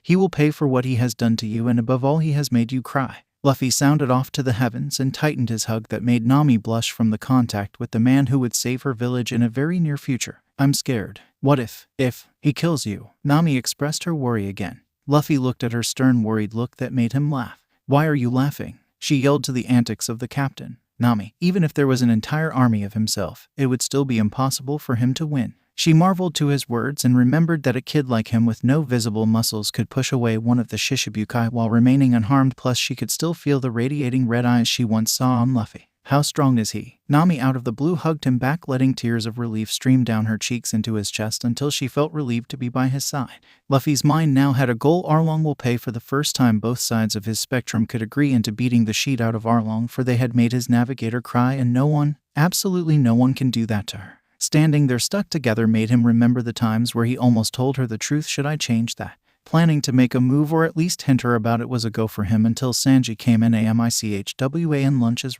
Luffy, get our hands off her. Without a sweat he kicked Luffy away, almost falling to the ocean, but thanks to Jeppu he flew back to the Mary. Hey Sanji, why did you do that? He ran up to the captain, as did Luffy. No one's touches Namichwa but me. Luffy pouted to being interrupted, but it must have been destiny telling him something, so he stopped arguing with Sanji and went to eat.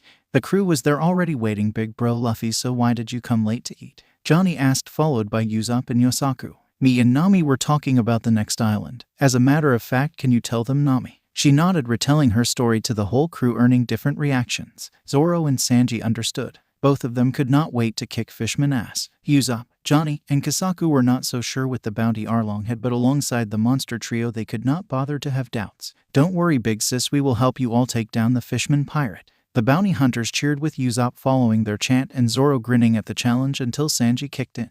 Don't worry Namichwa, your knight in shining armor will take down those shady Fishman bastards. Zoro laughed at his remark. Did I say something funny? Marimo. Zoro heard the insult, preparing a comeback. There is, especially if it comes from a lovesick cook. Sanji immediately flared up with anger. You wanna fight, Marimo? Bring it on, Aro cook. Taking their stances, the ones who watched the struggle began laughing, especially Luffy, seeing the universal fact that no matter what dimension or time section he was in, they will always fight each other. Taking advantage of this, Luffy began stealthy eating from his friends' plates, earning shouts from them along a beating from Sanji. Preparing for battle, Luffy took matters into his hands by designing a plan of who is doing what. Yosh, guys, hear me out on this. I've got a plan. Everyone stared shocked at the captain.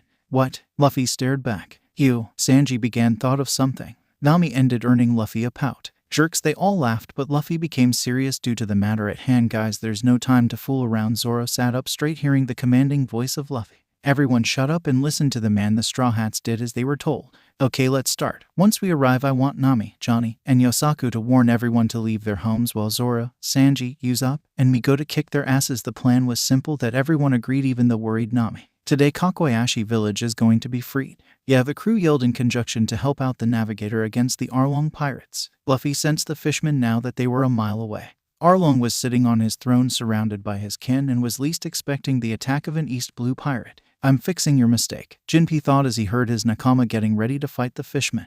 Guys, get ready. We're not wasting any time. Do your jobs and once done come to watch Arlong being beat the hell up. The crew nodded as Mary was going to harbor in 3, 2, 1, go. The Straw Hats ran to do their tasks with Nami, Johnny, and Yosaku, warning the villagers of Arlong's park downfall, who at first did not believe them. Stop lying, you thief. A villager spoke. Arlong cannot be defeated. Even his men are beyond beatable. Another yelled, which Nami spoke out. If you don't believe me, then see them in action. Luffy, who went ahead, ran all around the island beating down the fishmen that controlled certain areas. And there's more fishmen than I remember. Whatever, beat them all. He beat every single enemy that were not in Arlong Park and brought them when he heard Nami's words. 37 fishmen all knocked out, being piled up for the villagers to see who now truly believed in Nami's words. Follow us to the docks, unload the ships to see from afar. The villagers no longer objected as they began to go to the ships, with Luffy pointing them to leave as they were, but he quickly noticed a terrified Nichiko and an angered Genzo, who did not believe a kid could beat such a monster. Hey, I said move it. Luffy bellowed, which unleashed a weak pulse of Conqueror's haki that sent them all to the boats without any person from having their will overwhelm. Zoro, Sanji, Usopp, follow me. The captain began to run towards Arlong Park with his comrades following him to face the tyrants. Finally reaching the dam place, Luffy did the honors by knocking down the entrance, illuminating the park filled with fishmen.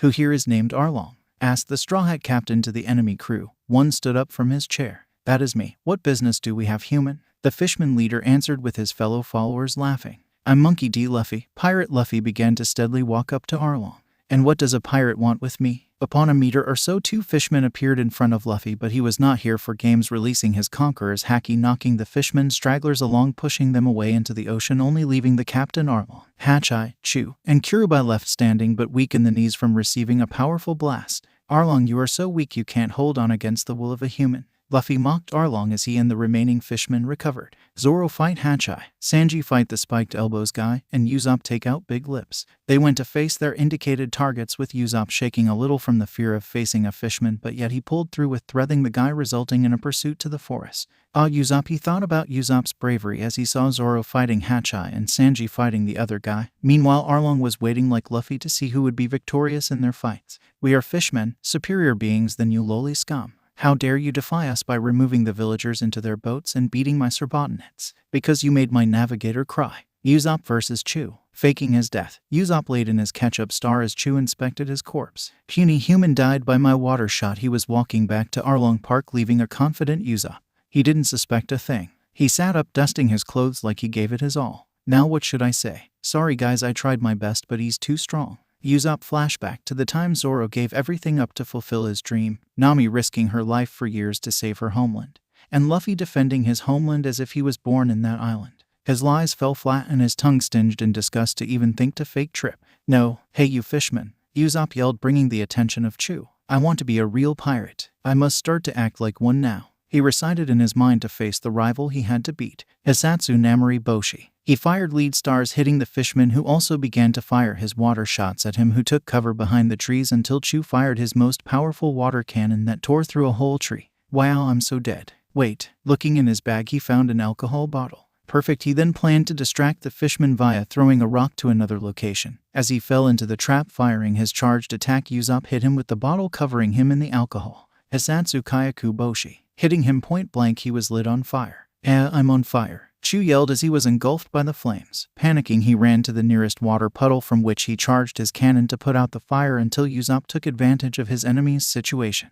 Usopp hammer, hitting the fishman on the back of the head, knocking him down to the puddle. Usopp hammer, Usopp hammer, Usopp hammer, Usopp rubber band, Usopp hammer. He repeated this attacks over and over until Chu was defeated with lumps all over him. Yeah, I beat the enemy. I'm Captain Usopp. He cheered to the first victory he had as a real pirate against a true adversary. Usopp left to watch the rest, how they did their best just like he did. Zoro versus Hachai. Back in the park, Zoro was getting ready to fight the 6-armed fishman Roronoa Zoro, the 3-sword style bounty hunter of the Blue Sea. You think you can barge in with that kid and try to get Arlong's head on my watch, Nayo? Zoro did not care of what he said. Instead, he thought about his outright weakness he had now. I don't know if I can beat him with one sword while injured. Damn my weak body, he cursed himself for losing to Mihawk so easily. Are you even listening?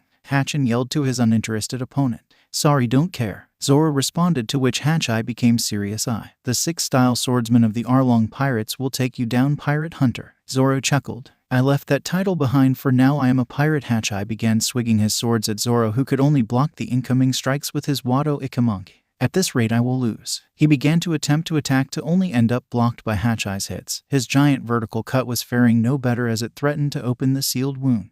This is the end for you, Roronoa. Hachai swung his 6 swords in one fell swoop, but Zoro dodged the attack, stepping a few feet away from him. Fortunately, Johnny and Yasaku appeared in the broken entrance. Big bro Luffy. The captain turned to face them. The villagers are now safe, watching from a safe distance, he reported, into which Luffy grinned. Shishishi, great job guys. The duo hunters did a high five with their swords, making an urgent Zoro get an idea. Johnny, Yasaku, pass me your swords now. The hunters did as they were told, but as they were doing so, Hachin was charging at the first mate at full speed with his swords at the ready. Big bro here, Yasaku screamed, watching the approaching fisherman while Zoro caught the thrown swords, twisting himself, dodging the swords in the process. Santoryu Hachai was amazed at his skill, that not only he dodged his blades but also shattered them with minimal effort.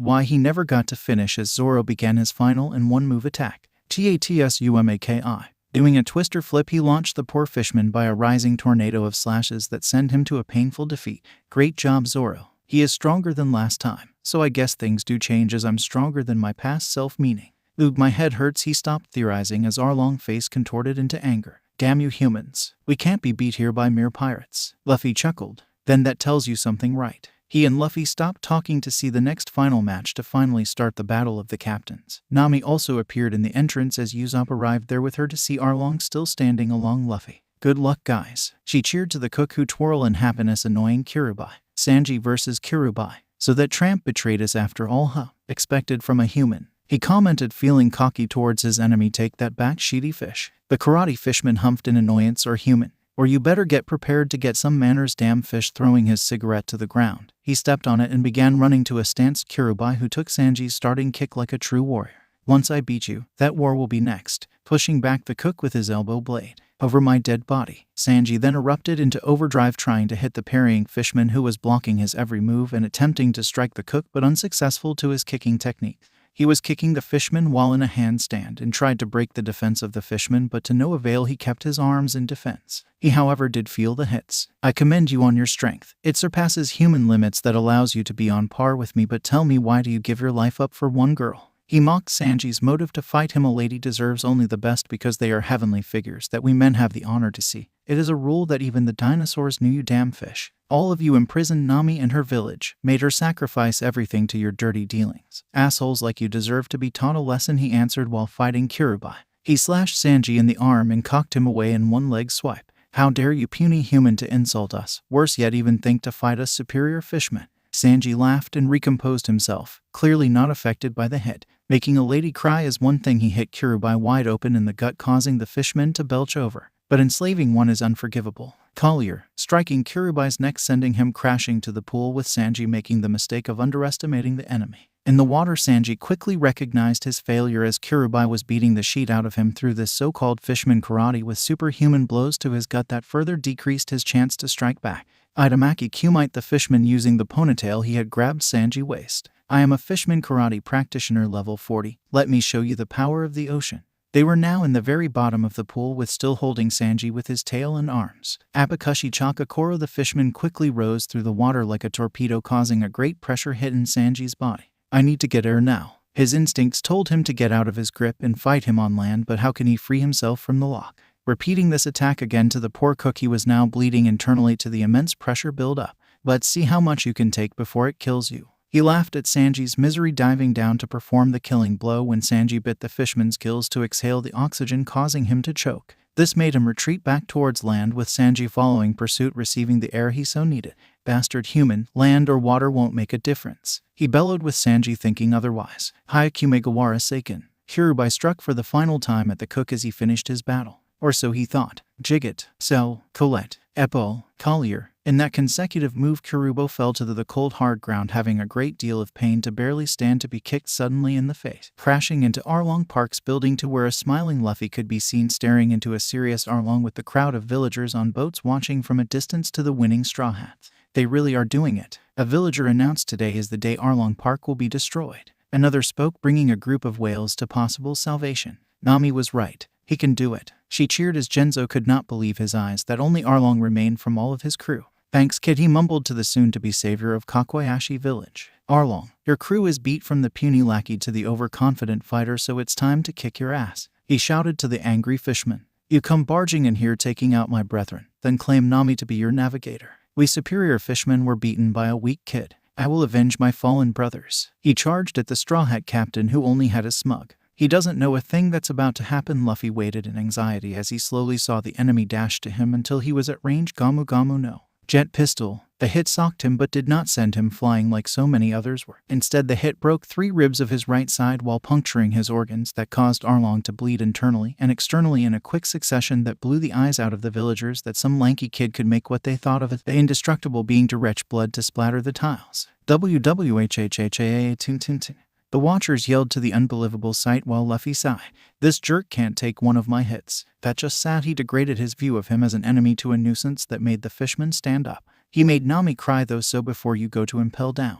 He stands to his gear second as Nami could not believe her eyes. The navigator was overwhelmed with happiness that this could be that day she was waiting for. A day where she realized that knights do exist. He really can beat him, feeling a huge wave of relief to finally see her worst nightmare literally fall. Beat him, Luffy. Upon hearing this, Luffy smiled to his crew who were now supporting their captain then nursing their wounds. Gear second. As steam rose, Arlong felt a feeling he would get only around strong, terrifying individuals like this human. He never got to finish his comparison as he was blown to his home front doors, slamming down like bricks. He managed to keep his consciousness and picked himself up to once again charged at Luffy, who punched him square on the face, shattering his teeth that slowly re-emerged due to the massive hit fracturing his skull. The mighty Arlong was no longer feeling so mighty, and Luffy looked like he was about to murder him in a stare. Fishman this, how about you show it then? Gamu Gamu no jet Gatling gun. Pummeling Arlong to the pool to the very bottom, he let off some smoke of his anger, intentionally giving him a slight recovery time. The fishman composed himself and got a new idea. Preparing his momentum, he swam to the top, revealing his fin shark. Luffy stared at it for a minute. Oh, a shark. Everyone's face fell to Luffy's outright stupidity. Get serious. The villagers and Straw Hats yelled at him anime style. Don't wanna? Luffy pouted as they all then shut up as Arlong's fin disappeared from sight. To which Luffy faced the opposite way of the pool, not really caring for giving that guy a look when he was no threat. Plus, he did not like his enemies to not have a clear bullseye. Luffy, what are you doing? Nami yelled as he looked way too relaxed. She was freaking out and grabbed her face in worry. Just watch Nami. He confidently sounded off, relaxing Nami a bit until the pool began forming underwater waves, which Luffy ignored as he closed his eyes with Nami screaming bloody murder to turn around. Shark on darts. Nami stared paralyzed with fear to the possible death of her hero. Luffy. She shrieked, remembering Bellamere as Arlong torpedoed out of the water, getting closer to Luffy as she imponently stared in shock, covering her eyes with her hands as she heard the faint sound of flesh tearing that made her shiver, shaking her head in denial to look but knowing she must see the outcome. Nami tenderly opened her eyes to not believe what she was seeing. Arlong's nose broke upon Luffy's body and bounced off of him in even more blood of his own. The fishman injured only himself. The fishman rebounded to the air. Nami focused back to Luffy and raggedly breathed in utter contentment. Luffy, you're all right. She sighed in absolute relief but knocked off her disbelief to watch Luffy extending his arms to grab him by the shoulders. Gamu Gamu no jet whipping him to the building he was gonna make into an empire. Arlong was sent fired off like cannonball, destroying even further the almost to collapse building, leaving him barely able to stand, now enraged to his berserk instinct boosting him one last time as he punched the only remaining wall to take out his Kiribachi, heading full throttle to strike Luffy with the eyes of a pissed sea king. We are the superior fishmen, gifted by powers of the heavens. We have the right to rule over you puny humans. He jumped to swing his weapon. Luffy, be careful. She stopped speaking as the weapon she saw tear apart pirate ships, pillage villages, and kill people shattered to the mere contact of Luffy's blackened arm. He smugged at the tyrannical leader. So far you're a weakling, as Jin told me, he revealed happily to the weak fishman. Arlong was stunned. A human knew of Jin, meaning to him he was a strong fighter beyond reasonable doubt if he knew about his fishman brother who could beat him no sweat, but was shaken out of the thought as Luffy socked him through the building up to the last room where the torment of Nami resided. Luffy bounded upwards in one jump and landed in the room's window, which he dropped kick to enter. He looked at Arlong, who was bleeding and barely recovering from his forceful way up the stories that left a crater near the door. Luffy walked to the desk and looked around the room. Just as he remembered it, this place reeked of cruelty. Unknowingly he snarled, this place should never exist. It will never be here again. Luffy stared at a shivering, bleeding Arlong in pure anger. Nami had to suffer under his foolish quest to take over the world because he did not like humans. because he thought he was better. In a fit of fists, he pummeled the room in every square inch, spewing out grid maps that took Nami years to create under Arlong's imprisonment.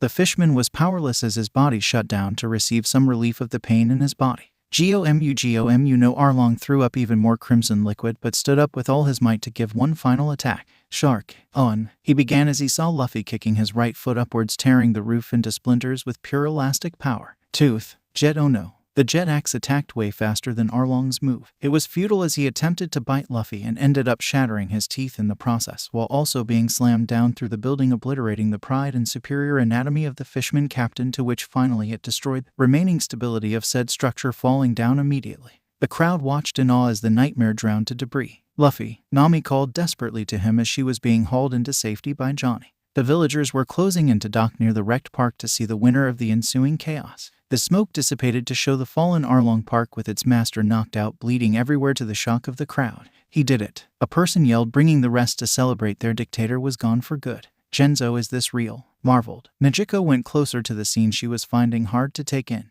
It's finally over, after so much time. That kid pulled through, hugging each other, thinking the same thing. Bellemere, you can now rest, the man bowed as he hugged Najiko. But Nami brought the attention of those who were caught up in their freedom to not notice their savior was missing.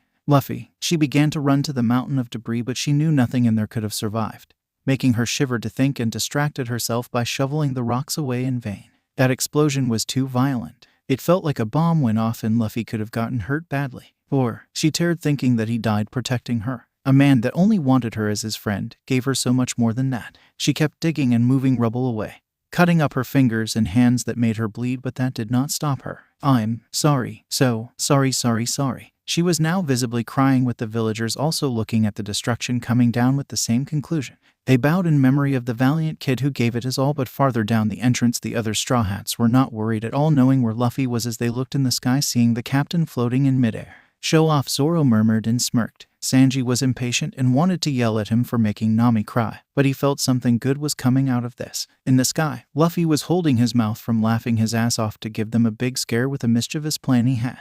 Sha, he copied Arlong's laugh to hear screams from the villagers, and Nami to hear the unbearable laugh of that monster that made them paranoid, looking everywhere very terrified, while the Straw Hats plus the bounty hunters were now laughing to the perfect jump scare. They all looked to the flying figure in the sky and saw the Arlong grinning mischievously. Ha ha ha, Luffy, you got them good. Usopp laughed as Johnny and Yosaku couldn't remain standing from the stunt Luffy pulled. Luffy, you devil, Zoro said as he clapped his great mimicry. Oi Shirigamo, don't scare Nami Swan like that. The villagers now looked up, seeing their hero descend gracefully to them, where they carried him up their shoulders, chanting, Kanpai. Everyone was now happy to see the kind pirate alive and well, showing him the great appreciation they had for him, when suddenly Nami dropped to her knees, keeping her hands covering her tears, and failing to which Luffy used Zoro to be by the navigator.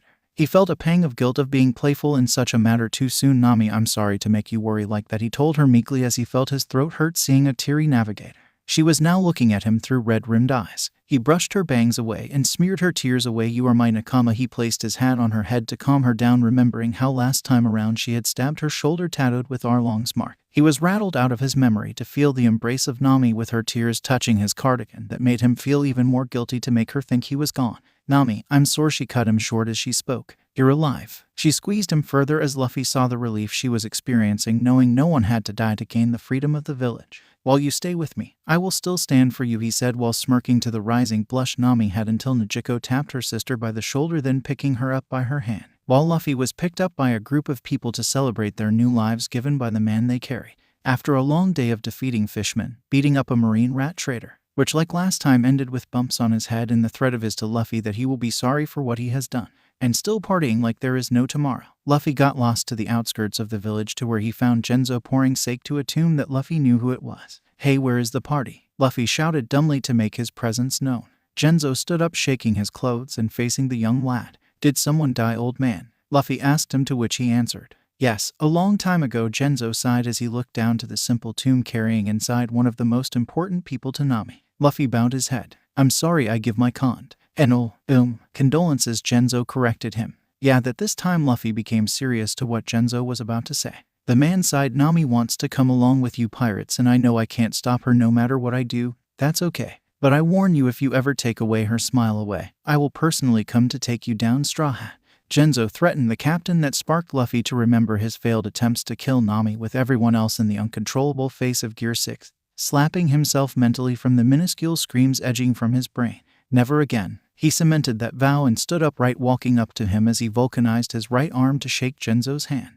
I promise on my powers, my will, that I will always make her smile in your stead, Luffy promised in a fashion that kinda threw the old man at how serious he got, but to which Genzo took in as not only a promise, but a fact that prompted him to shake his hand. Thank you, boy, Luffy grinned and was gonna step away to mess around with his friends until he got an urge to ask this man a very important thing he wanted to do in the future. It just felt right, and he should know about that matter from him rather than gossips of the Marines or pirates. Old Pinwheel Man, I also want to ask you. Time stopped as the words left to touch Genzo's eardrums. Hearing his words and making the sentence out, Genzo almost had a stroke from what this kid wanted from him. He wasn't Nami's father, but he saw the seriousness of this pirate statement that he shrugged the monotone answer of almost saying no. This time he felt his brain tight in a bind. His mind tugged at him, remembering how Nami cried for him plus the act he just did to make her happy, destroying Arlong Park. Not only that, but the kid took Arlong down with ease and no apparent injuries after it was settled. He was strong, loyal, and caring so much that he could be confused with a hero or marine. He composed himself to answer the waiting pirate. Yes, I bless you both, he stated. After finishing up packing necessary materials and resources, the Straw Hats were gonna leave the village Eddie in the dock, just waiting for the navigator to send it away to the right direction. Hey, where's Nami Swan? Sanji freaked as he could not see her anywhere. Who cares, a row cook? Zoro said mockingly, bringing Sanji's attention like lit gas. She is everything for me. And the only reason I'm staying with you shitty bastards, Marimo. They made faces to each other as they continued to insult each other while Luffy and Usopp laughed at their childish behavior, with them faring no better. Until Nami was coming full speed from a crowd of the villagers wanting to say goodbye, but she didn't let them as she sprinted to the ship. Set sail, she commanded, to which Luffy did, Mary going into motion as Nami jumped from the wooden ramp onto the ship in a successful jump, causing Sanji to twirl in excitement. That was majestic, my dearest Nami Swan. He voiced his thoughts out, as Nami lifted her shirt halfway to spill out a bunch of wallets that belonged to the people on the docks. The people saw that. To their surprise, it was theirs, you thief. They all shrieked, realizing she stole all their wallets. But we will miss you, it rhetorically said, waving the orange-haired thief away as she started her new pirating career. One person, however, was still uncertain of the bow between himself and Luffy. Kid, remember our promise? Genzo yelled to the Straw Hat captain, to which he planned to let him know in grand style. Gamu Gamu no, he extended his arm backwards that started to ignite in flames. Luffy, you're on fire. Usopp shouted, startled to see his captain's arm of fire and how the flames seemed to swirl around his arm like water. What the hell? Sanji dropped his cigarette at the sight of Luffy's attack, while Zoro laughed at Sanji's dumb expression of Luffy's random move, a move he knew better, that Luffy was pyro-prone for some reason. Firework. His flaming punch burst into flames in a pattern, creating colors burst in one round like its namesake, which marveled the spectators in land, water, and his crew. I will, Luffy yelled to Genzo as he jumped to the lights, giving a thumbs up so the crowd could see. From then on, Genzo put his faith in that man. See you after you become Pirate King. Kid, he smiled, feeling secure this kid won't fail a bit on that promise. He chuckled to think how the proposed ceremony would look like in the very distant future, waving the Straw Hats away. He had faith Luffy would achieve it, no doubt. Days later, after some random adventures including a young little girl and an old guy with his sheep, they arrived to the fabled town of Gol D. Roger, the place where he was born and executed. The Straw Hats went into town to buy supplies and other necessary items. Okay guys, we have time to buy our stuff but remain undetected by the Marines. We don't want to be followed by fleets. Nami warned them and set them off to do whatever they wanted to get. Or do in Luffy's case. Hey Nami, can I borrow some bellies? I need to get some swords, Zoro asked nonchalantly as Nami gleefully planned her interest scheme, saying yes to the poor, unweary swordsman as he head out to find a sword shop where he would accidentally meet with Tashiki, who beat some weak guys that were messing around with her for wearing glasses, and mistakenly Zoro thought she was Kuina. Usopp went to buy some snipping goggles, but a little girl got him first, which he planned to coerce the girl to give them to him until his father came, known in the East Blue as Big Daddy, who knew his father Yasopp and ended up facing off in a snipping contest. Nami went to buy herself clothes using her discounts method, and Sanji was embarked to have a cooking competition with a charming chef lady and her not-so-glamorous sidekicks, but Luffy was having a bad day. He was happy he could see the place where the Pirate King was executed, yet he remembered a good Marine friend he put down in cold blood from this eventful place he met.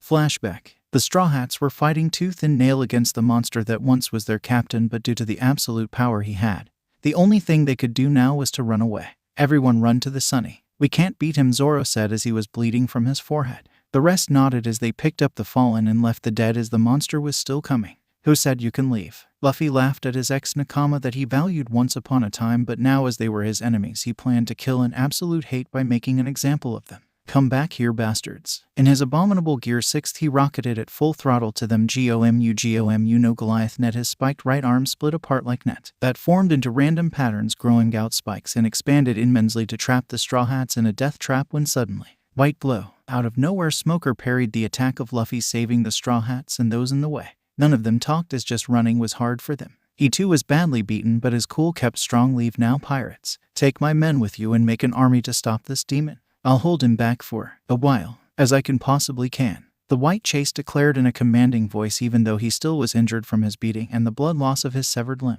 The Straw Hats were amazed to his remaining strength even though he lost his left arm. Smoker-san, don't do this. Tashigi in anguish yelled as Zoro held her back from going to Smoker. Don't hold him back. This is sacrifice, woman. Zoro roared as he was moderately pulling her away from the scene. The man saw her second in command with eyes of a proud father and felt a tinge of sadness seeing her pulling or punching at Zoro to leave her here. But he knew this had to be done. He let out a smoke wave to make Tashigi look at him in the eye. She stopped struggling getting the message and tenderly calmed her breathing to hear his last words to her. Tashigi, you were like a daughter I never had. Go, live to fight another day. Goodbye, he grinned as the Straw Hats left with Tashigi restrained by Zoro with tears streaming down her sorrow-stricken eyes, and his men saluted him farewell as they too left, but not before saluting the Vice Admiral one last time. The G5 Regiment thanks you for your service in leading us, sir. We will fight another day in your honor. In the name of peace we swear, sir. His men ordered arms as they left their commander to fight the monster. They all were in tears as the Straw Hats and company limped or ran to the Sunny. Smoker grinned and turned back to see the monster a feet away looking at him in anger. Smokey, do you want to die so bad? You are really gonna die for them. Luffy smashed the ground as Smoker floated in his half-Loja state. If I have to, then I must, he declared and charged to the abomination, hitting him repeatedly at point-blank range to at least push back the thing in front of him, but the monster did not even feel Smoker's hits at all as they just collided to his chest. Luffy groaned in disdain, distorted to strands of rubber, and headed right to the exit in a vicious liquid form run to get back on chasing them. Too bad for him, however, as a second later he crashed with the emergency doors that shut the path. His face split into a giant maw that let out a roar that vertebrated against the locked doors, his fists not denting the armored exit at all. You bastard. They got away. The monster yelled in tyrannical rage. He shot out his arm to the Marine to fluster out some rage while he dashed towards him. They both attacked at the same time. He struck Smoker directly into his remaining fist, instantly breaking his only good arm that swung him against the laboratory's wall. Not even an attack, and that finished his last offensive strike. Sorry, Smokey, but you have to die. I would have kept you live. Yet you all decide to help each other and die for nothing, Luffy said, then dashed towards him and grabbed his neck in one hand, making Smoker feel the light of his eyes began to fade into darkness. Out of the blue, as the cold began to sweep his body, he slowly remembered how he met him the first time and how horrible his change was from the smile of innocence to adventure to now having a monstrous grin under an obsidian haki-infused mask covering everything except those red killer eyes and god-awful maw. He did not blame him at all, however, and knew that this was their fault in some way. See ya, Mugiwara. He spoke his last words as Luffy extended his arm. It morphed into a blade as he flexed out that arm in a swing aimed to his torso. The monster's eyes began to flare red. GOMUNO. SHAMSHIR. The flash speed tore Smoker in half as he saw his life in a flash before he splattered the floor in his blood and guts. End of flashback. Luffy shed a tear, hating himself for killing a good Marine and friend after all because of his out-of-control hellish form, remembering his adventures and the one name he always called him by, Mugiwara. That was a little too real, he realized, and upon turning around he saw the man he was talking about. I, Captain Smoker, will capture you in the name of justice. Luffy smiled, seeing him alive as ever wanna fight Smokey. Smoker chuckled to hear such determined words out of a rookie and undesirable nickname. White blow. He fired his smoke fist at the pirate, to which he disappeared. He knows Zoro. Smoker analyzed the flying lad. Gamu Gamu no jet pistol. The punch sent him barreling through buildings and haki. Smoker thought as he crashed to the ground. It seemed this haki thing really existed. He felt it hit his Loja body. Sorry, Smokey. You're too weak to face me. Luffy laughed, to which Smoker went to hunt down the pirate in a rash run. Get back here, Straw Hat. Time passed as Buggy arrived to the town with Alvida searching for Luffy, where he met them and suddenly was shackled in the execution platform to be executed, but just like time he was saved by a mysterious lighting, not by Zoro and Sanji that tried their best but still lacked the speed to get to him in time. Thank you, Roger. He thought of the possible man that could have saved him from the sea stone shackles and his execution. Not like it could kill him, but a head in place is a great way to remain an ace. They left in a hurry as Zoro battled infuriated Tashigi. Sanji picked up speed, and Luffy, who sensed in the nick of time the punch of Smoker. Too slow. Luffy grabbed his fist to slam him on the ground, but he didn't stay down as he jumped to Luffy, who was not playing around this time. Gamu Gamu no Hawk Bazooka. The strike hit the Marine right in his chest that sent him crashing down some houses, like that he put Smoker down. He really was persistent even after 3 strikes to always end up in a pile of rubble. Good to see you trying your best, Smokey. He thought of Smoker's strength as he ran to the Mary before he felt a giant hacky concentration coming closer to him, but knew who this person was before he was running on Luffy's side. Just as he ran, he saw someone was coming closer to him in this raining storm and running to catch up to him. He saw the man wearing a green cloak and heading towards him. Act normal, Luffy set his tone, as to not act like his normal self. Apparently, from what he heard and saw, his father was a major figure and opponent to the world government. Hey Dad, Luffy exclaimed cheerfully as Dragon could not believe his son called him Dad. He felt that he had no right to be called that, but let it be as time was short. The revolutionary leader Sly grinned, lighting flashing his face for the briefest moment. Son, questioned the world. See you at the top, Dragon uttered to Luffy as he jumped to a building, forming a green storm that rocked the town with a smiling Luffy looking at his dad. The rubber man was glad his dad was a badass. Tell Sabo I'll be waiting for a fight. He waved Dragon goodbye as he used Sora to find his ship. Dragon did not wave back, keeping his gaze at him, and somehow felt a little more happier. Thank you, son, for not holding a grudge against me. Your mother is happy you live life to its fullest, the revolutionary leader thought as he viewed his son speed his way to his ship in Nakama. The Straw Hat Pirates were waiting for Luffy to arrive when in a reckless quick manner he splashed the rainy deck, set sail. He ordered as he laid flat on the floor, to which everyone nodded except for the navigator. Where the hell have you been? She screamed, almost tearing Luffy's rubber eardrum. I was fighting Smoker. Sorry, got a little carried away, he confessed as the rest of the crew began to unfurl the sails to escape Logtown as the Marines could not fire their destroyed cannons by the freak storm. Some time later, after losing the Marines' sights, heading out to find the supposed reverse mountain in the Red Line to begin their real adventures in the Grand Line, Luffy was playing with Usopp as he was winning a bet on who could catch the better batch, to which the captain had already reeled in one good amount, cheating by using his haki to knock them out so that they went belly up, and throwing his fishing hook at the right time to snatch it like he actually did caught one in a whip fashion. And Usopp was catching nothing but the tiny minnow that slapped his face with its tail. Damn it, you bastard lied. You are a pretty good fisherman, Usopp claimed as he felt cheated. Luffy grinned as he ate one fish raw. He was cheerful until in his moment of peace he heard his demon began to speak. Look at Nami. Luffy got the message and turned to his right to see her staring out to the sea with her arms leaning closely on Mary's figurehead as she laid silent to the ocean's peacefulness, but his eyes started to shift downwards to look at her body. What a final! Luffy gasped from the shock, and Ultra jumped from his thoughts right to the sky, scaring Usopp, who fell to the water that disturbed Nami's tranquility. Her eyes searched around where the guys were, but now both are gone. At least they caught something, she thought gratefully. Where's Luffy? She looked around to try to find him, and Zoro watched his captain's sudden flight with a stern brow. Dumbass, he murmured as he realized what was the reason for his jump. At the same time, he regretted his natural responsibility to explain to Luffy his emotions. Why does it have to be me? He cursed inside the negative thoughts of his mind that his captain was too dumb to not understand his body. Back to the captain. Luffy was now descending to the Mary at a slow pace. Stupid, dirty thought. He pouted as his inner self began talking. Ha ha ha, come on, don't tell me you don't like those curves. It sarcastically began to tell Luffy his desires for Nami, but Luffy cut him short. Why are you even interested in getting her? You tried to kill her. Luffy got mad at his dark side for the atrocities he committed against Nami and all of his friends, outright killing some just to take over the world. But he guessed it was his fault too for being weak. The being within groaned, that was the past me that wanted world domination. Now I'm your will's essence transformed into a weapon. Put that in the past to fight as one. Is that fine for you, Pirate King? The monster declared in a serious tone towards his crimes, adding a sincere apology and a possible deal, but Luffy smiled now, knowing his demon will never hurt anyone again without his permission. Well, not for now, as he had control over it. He wondered if eating that devil fruit of this timeline was the same for his control. It didn't matter much as that demon was dormant. So do you think I should tell her? He asked his other side. Nah, keep it a secret for now, he grunted as Luffy landed on Mary. In the night, the men were sleeping peacefully in their quarters until the always sleeping swordsman was zonked out of his normal buzz state and heard from his bunk the mind-scaring words Luffy said as he was dreaming about a certain pleasure.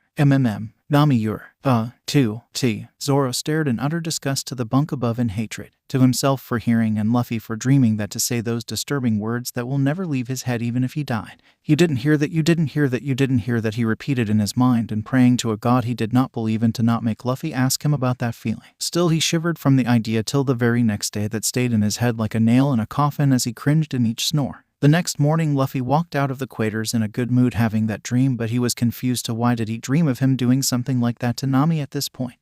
They didn't. Until you are dumb as always. His inner demon laughed at him for such a naive mimdi, so he was out of the count to ask him along Sanj. As luck would have it, Zoro stepped out very carefully towards the bathroom, taking fast silent steps and looking forwards to his objective, but Luffy felt his presence before he even went out and jogged to him. Yo Zoro. Zoro stopped his stealthy stepping hearing Luffy's voice. Fuck. Luffy laughed at his first mate's reaction while he was walking towards him. He wanted to dip faster than Zeus that evades child support, but he knew how constant he would be. What do you want, Luffy? He sat down on the deck, motioning a seat to Zoro, to which he sat down on the deck. Zoro, I had this dream. Zoro stopped him there. Don't be so colorful when telling me that, okay? Tell me what is important, and that's that. Luffy nodded and moved a little to let Zoro sit beside him. Like he heard nothing from Zoro's warning. He explained in detail the imaginative relation he had with Nami, who caused Zoro to almost vomit from the vivid imagination the captain had as his brain imagined that whole affair.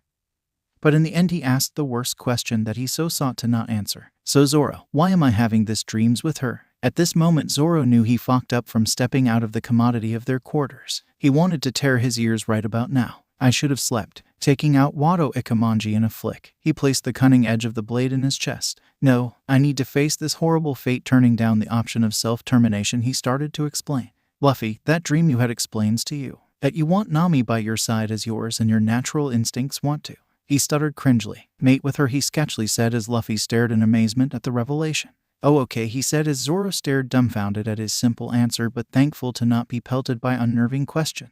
So when can I do it with her? Zoro's face palmed. I don't know. You figure it out with her. He stood up and ran to the bathroom as if running could prevent the possible future that the crew would be hearing them having sex, leaving a confused Luffy holding his chin in great dismay and configurement. I don't get it. Some time passed and finally the Straw Hats were in front of the mountain that would send them to paradise. The Straw Hats were now going up the mountain in a roller coaster motion. Hold on to the ship. Nami yelled at the top of her lungs as the Mary was gaining speed while Usopp, Sanji, and Zoro held to the ship in a death grip while Luffy was warming up to stop Mary to hit Laboon gear. Second he dashed with his Zoro and went ahead of the ship, causing a shockwave breaking the speed of sound.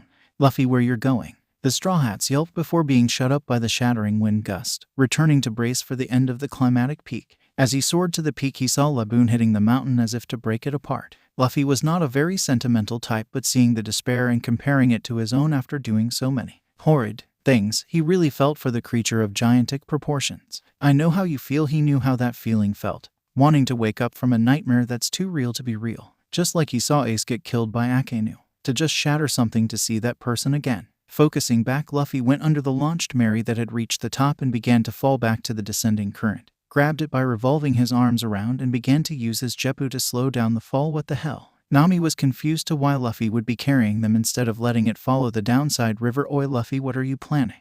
Let us ride the river, do. On second thought, good job, she complimented. The captain steadied the ship on his back and settled it to him, holding it really sturdy. Luffy heard his crewmates shout in amazement to their captain's power, then carried the ship far away from the island whale, who began to charge another strike to the mountain. Oh yeah, Vivi, Luffy thought as he left his crew on the water, which minutes later would be eaten whole. He left them by the side to watch Laboon's immense size as he recovered to strike again. Went to the same compartment that last time he went through as he spotted it from afar. He grabbed the hatch door and jumped inside to find himself in Crocus's Laboon dock, but this time instead of being curious about it, he ignored it to sped through the halls to get to the agents of Baroque Works that were wanting to kill the whale for meat. Back to the Straw Hats, they met the ex-doctor of the legendary Pirate King in the most unappelling places after being digested by the whale because a certain someone could not hold his yawn from wanting to sleep in such ordeal that caused Laboon to yawn as well, that sucked them to itself. Crocus, who began to irritate them for the constant ridiculous stupid comments he was teasing them with, until the pirate captain appeared out of nowhere. He had Vivi in one hand struggling while the other held the bat-wielding idiot swinging like crazy to free himself. Hey guys, I found 2 meddlers inside the whale, Luffy said as he was dragging the 2 agents, Mr. 9 and Ms. Wednesday or Akka, Vivi, to settle them down in Mary's deck. More like baggage, dropped them. Nami began to question them. The agents told their mission with great conviction that ticked even Usopp for planning to kill such a majestic creature to eat it. Finally let out by Crocus man-made exit. They docked on the small island to stretch and learn a thing or two of the Grand Line. Sanji tided Mr. 9 with violent pleasure while securing Vivi like a gentleman, touching here and there with a mad Vivi kicking him for the nerve of his perversion as the rest heard Crocus about the story of Laboon shedding tears from Luffy and Usopp to the touching vow the crew made to the whale. The reason the whale inflicted so much damage to itself was because it wanted to see them again. You will Laboon as soon as we conquer the Grand Line and accomplish our dreams. We will bring Brook to see ya, he happily thought when suddenly the whale roared at the mountain in a strong bellow to strike again. Oh no, Laboon is gonna smash himself again, Crocus yelled. The moment Luffy noticed the whale once again trying to smash itself on the mountain, he double-stomped the ground to fly to it, but Luffy stopped it. Hey whale, stop this. You can't shatter the mountain. The whale howled, not listening to the human that stopped its attack, and again it charged Shichigamu. Get the hell out of there, Sanji shouted to his numbskull captain with Usopp and Nami following his call. It's going to crush you, Luffy, they screamed, but Luffy stayed right where he was as the incoming whale was getting closer. The kid is getting squished to death, Mr. 9 muttered. What a foolish kid, Ms. Wednesday added as they waited to see the imminent death of pirate who captured them. Crocus was the first to predict his attack. This kid's hacky, almost like Rogers. Then he saw his devil fruit ability Gear 3rd. His crew tilted their head as they heard his new Gear 3rd. They wondered what he would do, ignoring the whale to watch their captain. He took in a long breath and bit his right thumb, blowing into it that expanded his arm to the size of a giant bone balloon. Those who watched this new strategy had their eyes in awe at his abilities, but what he did next even amazed the doctor, who saw almost everything in this world during his stay on the Oro Jackson. Gamu Gamu no Giganto pistol. The fist punched away the whale with ease back to the ocean in one swift motion, causing a water splash as big as Mary, and it took some time before the whale resurfaced, to which Laboon now had a giant blunt injury that bled. The Straw Hats, the Baroque agents, and the doctor watched as Luffy deflated his giant arm back to his normal-sized one while waiting for Laboon to do another attack. How can he do that? They all wondered as the man looked at the whale in a serious gaze. Stop. Before the whale could do anything, it was hit with a massive wave of Conqueror's haki that intimidated the enormous mammal to lay still afloat on the sea. You can't beat me and I don't want to fight you, he stated as somehow the whale understood the man that best it down, so it howled in agreement that made the Straw Hats wonder if Luffy had the ability to hear the mammal. He can hear the voice of all things like Roger, Crocus thought as Luffy made the promise to one day after conquering the Grand Line he will return with Brook to meet once again, as Luffy painted his Jolly Roger on the scarred head of the whale. Finally leaving to the next island with the company, the agents. So do you know what's the next island? Nami asked as she saw the uncomfortable faces of the agents. Yes, we are heading to an island called Whiskey Peak, Ms. Wednesday answered as Luffy remembered the place where they were received in a party but was filled with bounty hunters. The welcoming they received by the villagers was unexpected, for instead of screaming bloody murder to scare pirates away, they instead cheered to pirates. That everyone had the ideas it was a trap, in which Luffy decided to give his first order to his first mate. Hey Zoro, he called in a low whisper that brought his attention, going to his captain without talking in the night. Take them down. They are all bounty hunters in this place, expecting us to fall on their trap. Zoro nodded before he was told the challenge: beat them under 10 minutes. I'll be watching this time. Zoro shook his head in understandment to the order given. The party was lit up by everything the bounty hunters had, from the women Sanji was drooling over to the strong alcohol resistance of Nami, which Luffy knew she and Zoro would wake up while he just ate to fuel up for the next battles that were coming up.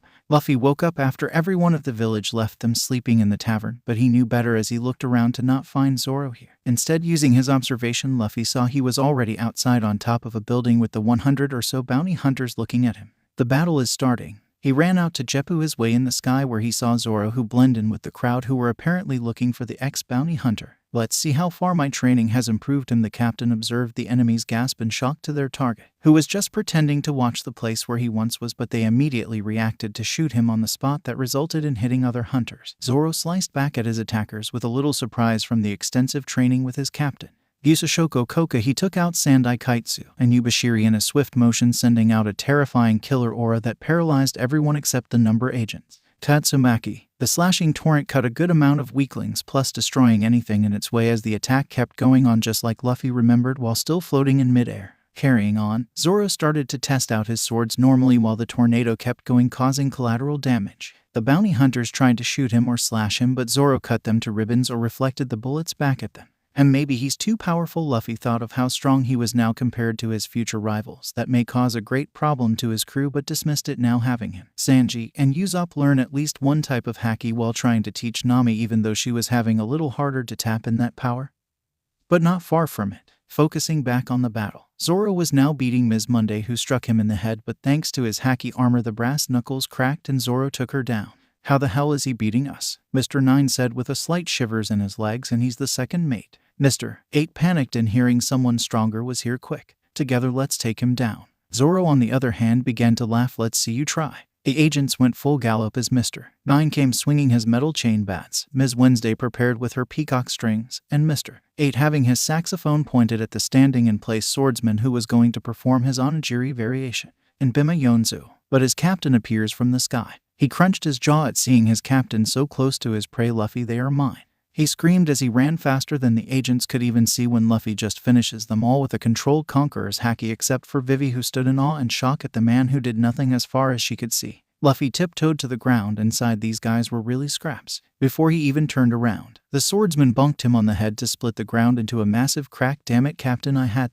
Zoro then grabbed Luffy by the collar to brutally shake him for take out his targets. Sorry, but it was too tempting. He released himself from his first mate's grab to start his speech. He put his left hand on his shoulder and kept him impassive grin. You have increased dramatically your strength, and now that you have control of Busashoko Haki, you can beat most of the guys out there. I'm proud to say that you're my first mate, AMD, possibly the strongest out here on the seas. Luffy explained his deep honor to him. Thanks, Captain, Zoro remarked as they slapped a handshake high-five thing and laughed as they did their stupidness. Vivi, on the other hand, was staring at them like if they were children until the incoming assassins appeared to take her out. The agents arrived with a confidence that annoyed both Luffy and Zoro. Mr. 5 and Ms. Valentine talked to the failed agents about their mission, giving their long-ass speech to which Luffy began to be irritated while they were having their discussion. Igaram of the Royal Arabasta Army won't let you harm Princess Vivi. At this they began attacking effortlessly to the higher-ranking agents, to only be put out of the fight with the two Straw Hat members watching the scene unfold when, "Hey morons, protect the princess." They cringed recognizing that voice. Which Nami? They both thought as they heard her. Zoro, get our ass moving or I'm getting money ut of you. She yelled across the battlefield, to which Zoro cursed her name along, saying she will suffer a very painful death. That of course Nami responded back she didn't care as long as she had her money. But until then, Luffy on the other hand watched as his first mate finished off Mr. 5 with a similar slash he received from Mihawk and knocked out Ms. Valentine with the back blade of his Wado as she was attempting a kilo impact. Meeting the real Vivi was a real relief to Luffy, who was getting tired of her sheet as the Ms. Wednesday persona. I am Princess Vivi from Araspada Kingdom. I humbly ask if you may help us. She bowed her head. That truly defined her great peril because of what Crocodile did. Okay, we'll help, the captain said without hearing any other details. Wait, Luffy, we don't know a thing of who's her enemy. Nami interjected. His immediate response shocked the princess, and she was still unbelieving. You would seriously help someone who was your enemy a couple minutes ago? Vivi asked, skeptical to this possible savior. Well, you sucked at it, so no harm was done for me to hate you. Plus, I like you. This shut those present up as he just laughed to their reactions, with Zoro staring wide-eyed, Nami with a what the fuck face, and Vivi turning a visible shade of red. Luffy laughed at their faces. Shishishi guys, you're funny and all, but let's get serious. First, who's the boss? He asked to Vivi, that tensed up. You can't mean take down Mr. 0, she uttered in a nervous tone. Yeah, he excitedly exclaimed as Zoro thought of his captain's happy-going attitude at anything. You can't beat him, he's untouchable due to his position. He is the pirate crocodile of the 7 royal Shishibukai. When she blurted out the truth, Nami turned a pale white as she imagined the enemy to be faced. Poor Vivi held her mouth from saying such thing. Well, you just said it, Zoro pointed out as Nami was choking Vivi for her slip-up with a shark face that made Vivi repeat I'm sorry as she held a deadpan face. Then this will be easy. Luffy spoke as if it was the easiest thing in the world. That caught even Zoro's attention. Yet he knew better about his captain, especially his power. What do you mean? Vivi asked in confusion. The navigator cheered up and stretched Luffy's cheek. Well, this guy. Nami then released it and grabbed his captain by the ears, stretching his face. Fought the greatest swordsman in the world and equally clashed with him. Vivi was left paralyzed to the truth of Luffy's might. WW had. Not only that, but injured Mihawk, leaving a sizable injury on his body, and it was bleeding, something I couldn't possibly dream of doing. Luffy laughed at his crewmates overpraising. Shut up guys, it was just a... He tilted his head back and forth to how his friends thought of him, but Vivi could not believe the person who can inflate his arm into one of a giant can actual fight at a warlord level. Will you help us, pirate? Igaram pleaded as he was getting closer to the trio. Luffy just smiled. Of course, that way my crew can be stronger. He cheerily accepted. Okay then, but you must repay us in a billion belly. Nami took the chance to gain something from the journey with shinning belly eyes. Luffy tapped her head that shut off her blinding shinning eyes. She can't, Nami. Her country is poor from the ongoing civil war, Luffy answered. Just about Vivi was going to tell Nami that. How do you know of that war? The princess asked, amused. The news coup arrived. It's getting worse in your home village. Basically, he lied, already knowing her situation. Time passed as they woke up, the rest of their crew still resting from the party, preparing a plan to evade any more number agents to assassinate them. So we're now targeted to be killed for knowing the identity of Mr. Zero. What a mess we got ourselves into. But anything for Ten-chan, Sanji happily exclaimed, his pleasure to help her while Usopp was sulking in the ground, all purple from the enemies to come. Princess Sama, I'll be taking my leave now, Igaram signaled as he was ready to leave. Are you sure, Igaram?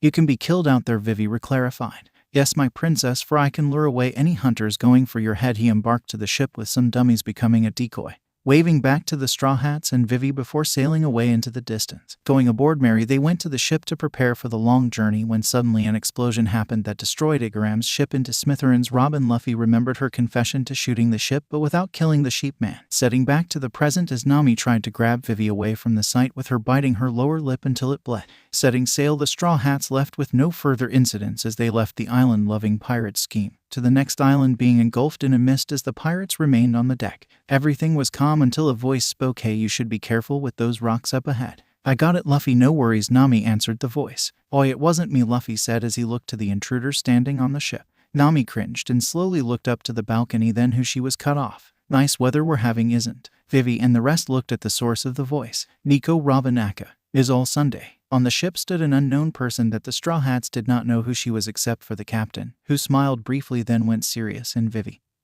who almost snarled at seeing the partner of the man who would destroy her home, her family, her everything. Nami, Usopp, and Zoro were slow to take in the apparition of the mysterious woman. How the hell did she come undetected? So you must be the pirate Straw Hat, Luffy, am I right? Is all Sunday said as she was pointing to the captain. The captain nodded. I am, he assured her. What are you doing here, Ms. All Sunday? Right beside Luffy, Vivi shouted to the invading agent. Robin crossed her legs. Well, I'm here to report the findings of our other agents, and was very amazed to see the poor actions of the base we had. Not only did we find out about your motives, Miss Wednesday, but she also discovered those who will take you to Alabasta, which prove right now that you are under the protection of this rookie pirate with no bounty, Robin said calmly. You killed Igaram, Vivi interrupted abruptly, an action that worked in making everyone to point their weapons at her. Robin got irritated at the crew having her on sights. Would you stop pointing those weapons at me? In a whim, she used her powers to knock out Zoro's sword, Nami's staff, and pushing Sanji and Usopp off the Mary's upper levels, falling to the lower deck. They all shared their shock about what could be a devil fruit power. The problem was what it could actually be. Wait, now that I see she's beautiful, Sanji blurted out, to which Luffy noticed. Gosh, she is. Wait, shut you, demon. Hearing an echo of his Dark Gear's laugh but shunting him out, focusing on Robin, who was motioning her hands to sprout an arm and take Luffy's straw hat. This Robin is much cockier. I kinda hate this evil Robin, yet she is sexy. He saw in slow motion her disembodied hand that slapped his hat from his head and made its way to her hand. So slow, he complained, as every single attack in the lower half of the Grand Line as far up till now seemed like a lame action movie that moved slower than how it looked to him, capable to speed up at the point to break the sound barrier. He expressed his boredom and shrugged his shoulders as it was also, well, boring. So he laxed back his reaction time by letting time flow normally. That now showed Robin using his straw hat cozily. She fixed it onto her hat, slanted just a tad bit. Why are you helping this hopeless princess to save a country you don't even know about? Are you naive or crazy, Straw Hat Luffy? You know you have been targeted by Crocodile to be terminated, right? She laughed a little to Luffy's foolish plan. On the other hand, Luffy flexed his muscle at that manner. She had. It's what's right. I won't let anyone from your organization destroy Vivi's country. You think I would quit just because some warlord is involved? I'll fight anyone, even you, Nico Robin, Luffy proclaimed with a fist raised to her, leaving a shocked expression where once stood an impenetrable poker face. She was aghast at her revealed identity. How did he know? In a second, Luffy used his sword to take his hat back without her noticing. Or should I call you Devil Child him? He mocked as Ms. All Sunday was even more intrigued by his knowledge of her, plus already having his hat over his head without seeing him move an inch. For the record, those who can touch my hat are my friends. I'm a little mad, but I'll let it go, so please leave before I make you. Luffy used his final gear's telepathic anomalous property that made Robin glance at his eyes for what seemed to her a small eternity, in seeing the destruction of her home island O'Hara and the blood-curdling screams as a beast stood eating the people she once knew faster than they could run. She took in a breath and almost coughed as it was filled with smoke. It felt too real. In the 10th of a second she stared into those eyes. My God, she muttered as the beast twisted its head to see her. That ended the illusion, finally freeing her from the invisible restraint. Robin shook off the jitters and gazed away from Luffy's glare. As you wish, Captain, but before I go, She reached in her pocket to take out an eternal compass leading to another simpler way to get to Alabasta that fell in Luffy's hand, and after a long dialogue that explained that her appearance to them was actually a helping hand rather than assassination, but he just crushed it without thinking it twice. I'm the captain here, so I choose where to go, not you. Nami gasped, seeing him clutch the log and slowly flexing his fingers. No, don't. She freaked alongside Vivi while the rest just remained a little shocked at that. Before anyone could react, everyone felt the utter presence of his hacky show-off burst, including Nico Robin. She sighed. As you wish then. I will be parting to Alabasta, Monkey D. Luffy. See you there. She jumped off the ship as the rest followed her cautiously to just see a giant turtle that served as a perfect stealth vehicle that amazed everyone to see such a weird scene, but Luffy stayed where he stood in silence. He felt rooted to Mary's boards and jittered from his toes and fingers. One message burst out of his brain for using that technique. Kill, K-I-L-L. He slapped himself to brush off that thought. Sadly, he overdid it and he was snapped to his crimson view of a torn-down world. A place he knew all too well. Luffy winced as he heard what he spoke. You may have controlled me in your other timeline, human. But his inner demon spoke in this one. The demon is wanting freedom and you must beat it before you kill your friends in this time frame, Luffy. It ended its message that made Luffy think, what the hell could that mean? It made him hypothesize for some time as he planned a way to not unleash a new devil upon the world. The crew looked at him but dissuaded from interrupting his thoughts. So they all went to do their normal activities, but with an eye on him. Night came instantly as the unwelcome intruder had left with the Straw Hats doing their usual thing, except that Luffy still kept his 3 hacky learners. Users were still learning how to use the other half of the 2 vital defenses in hacky. Come on, Zoro. These are not directions. Everyone laughed as they saw the irony.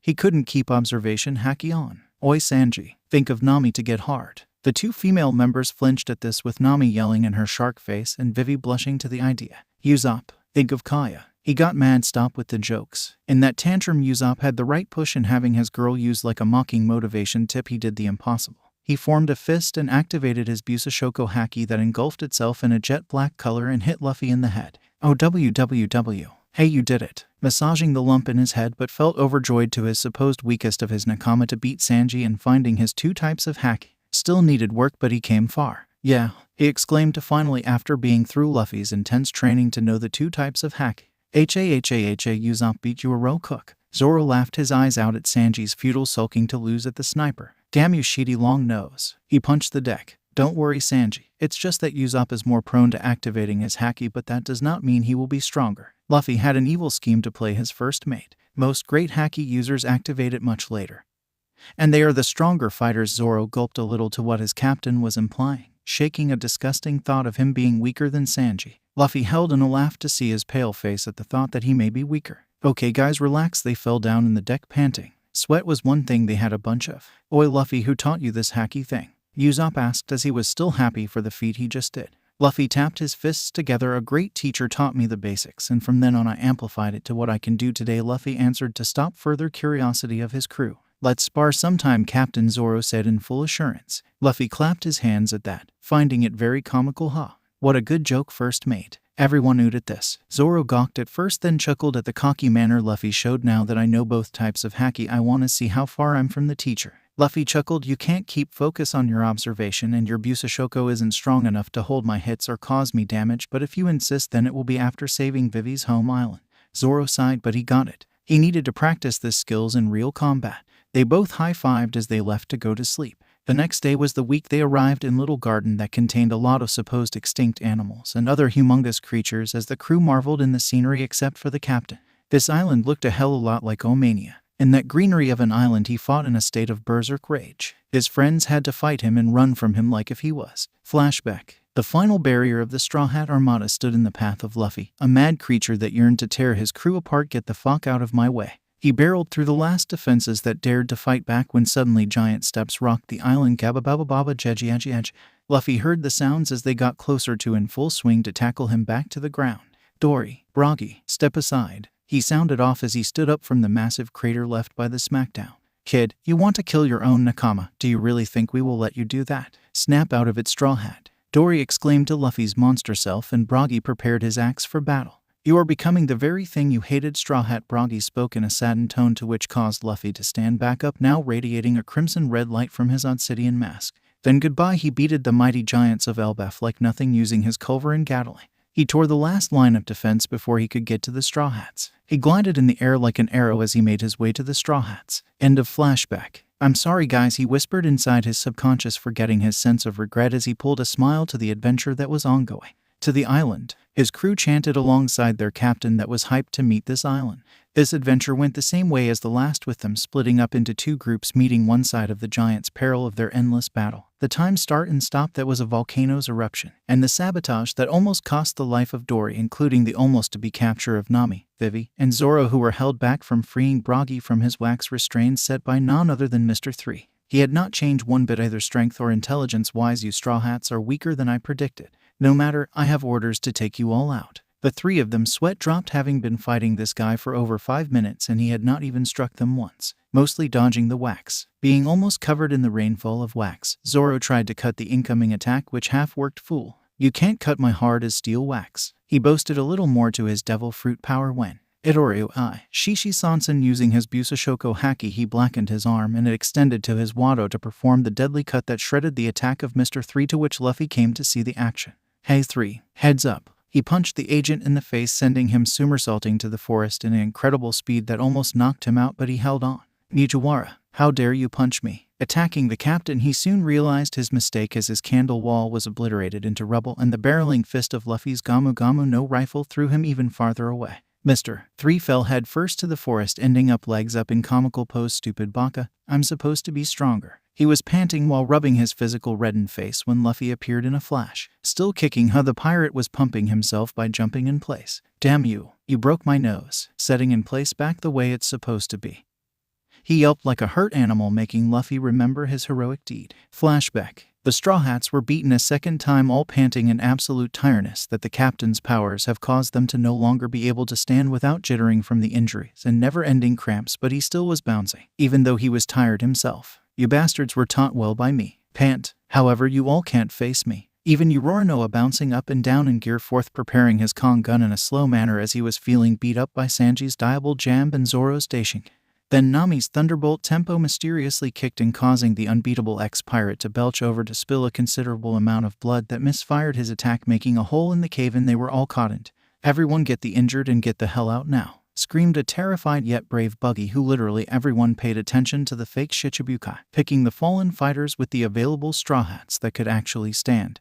They carried the casualties into the Sunigo and the other allied ships in a hurry. Who said you could leave? Even though his gear fourth deactivated while he was vomiting the crimson throw up, he still could keep on kicking. Gear second pushing through his injuries, he speeded up his blood flow, charging at his enemies. Candle Crush Wall. Mr. 3 out of nowhere took things into his hands, literally crushing Luffy between two walls that were amazingly hacky infused that stopped Luffy's momentum along, giving them time to all of them to escape. Unfortunately, Luffy fired his jet pistol aimed at Nami, but being crushed changed his direction to Mr. 3's face. He took it square in the nose. Sheet. He yelped like a girl as he was being taken away by some pirates. You broke my nose. Luffy swept into unconsciousness as he snarled at them and helplessly withered in that stuck position. Flashback end. You whine like a girl. Shut up, Mugiwara. He lashed again without touching Luffy even once. MS. Golden Week was beaten by the overpowered Usopp, who managed to dodge her paint tricks, including those color traps, but Usopp scared her to death with his cockroach boshi that knocked her out in one scare. And a couple rubber bands as well. Usopp, free the others and take out the other agents. Pummeling Mr. 3 in a smack to the ground, he gave the sniper an order, to which Usopp took in as a compliment and as a test. Yosh, Captain Usopp will free the others. He ran into the forest, giving Luffy the chance to beat down Mr. 3. Gamu Gamu no jackhammer. Striking with his stretched out right leg, he hit 3's neck with his heel that ultimately put him to sleep. I should kick his ass for interrupting a fight in that dirty way. But he went to his subconscious to take in the awesome memory of him utilizing the wax armor and impel down to push off the invincible Magellan. I wanna be so cool. His eyes flashed in stars to the yearning to do the duo power-up thanks to Mr. 3 when he heard his crew. Meanwhile, Usopp, you're gonna burn us all. Nami screamed as she feared dying in flames. Zoro, on the other hand, was laughing devilishly. He don't care. Huh, how's that for making me suffer in your debt, witch? Zoro remarked as he saw justice being served on his side. He was loving the facade of the devil melting by the flames of fear. You're gonna get burned to ass. At least I'm free from my demonic contract. He bowed down as Usopp lit up the wax surrounding them with his previous keen boshi that caught the flames, engulfing them in a whim. Out of nowhere, Mr. 5 woke up from his unexpected loss against Usopp, yet this time he did not expect the swordsman to emerge from the gigantic fireball.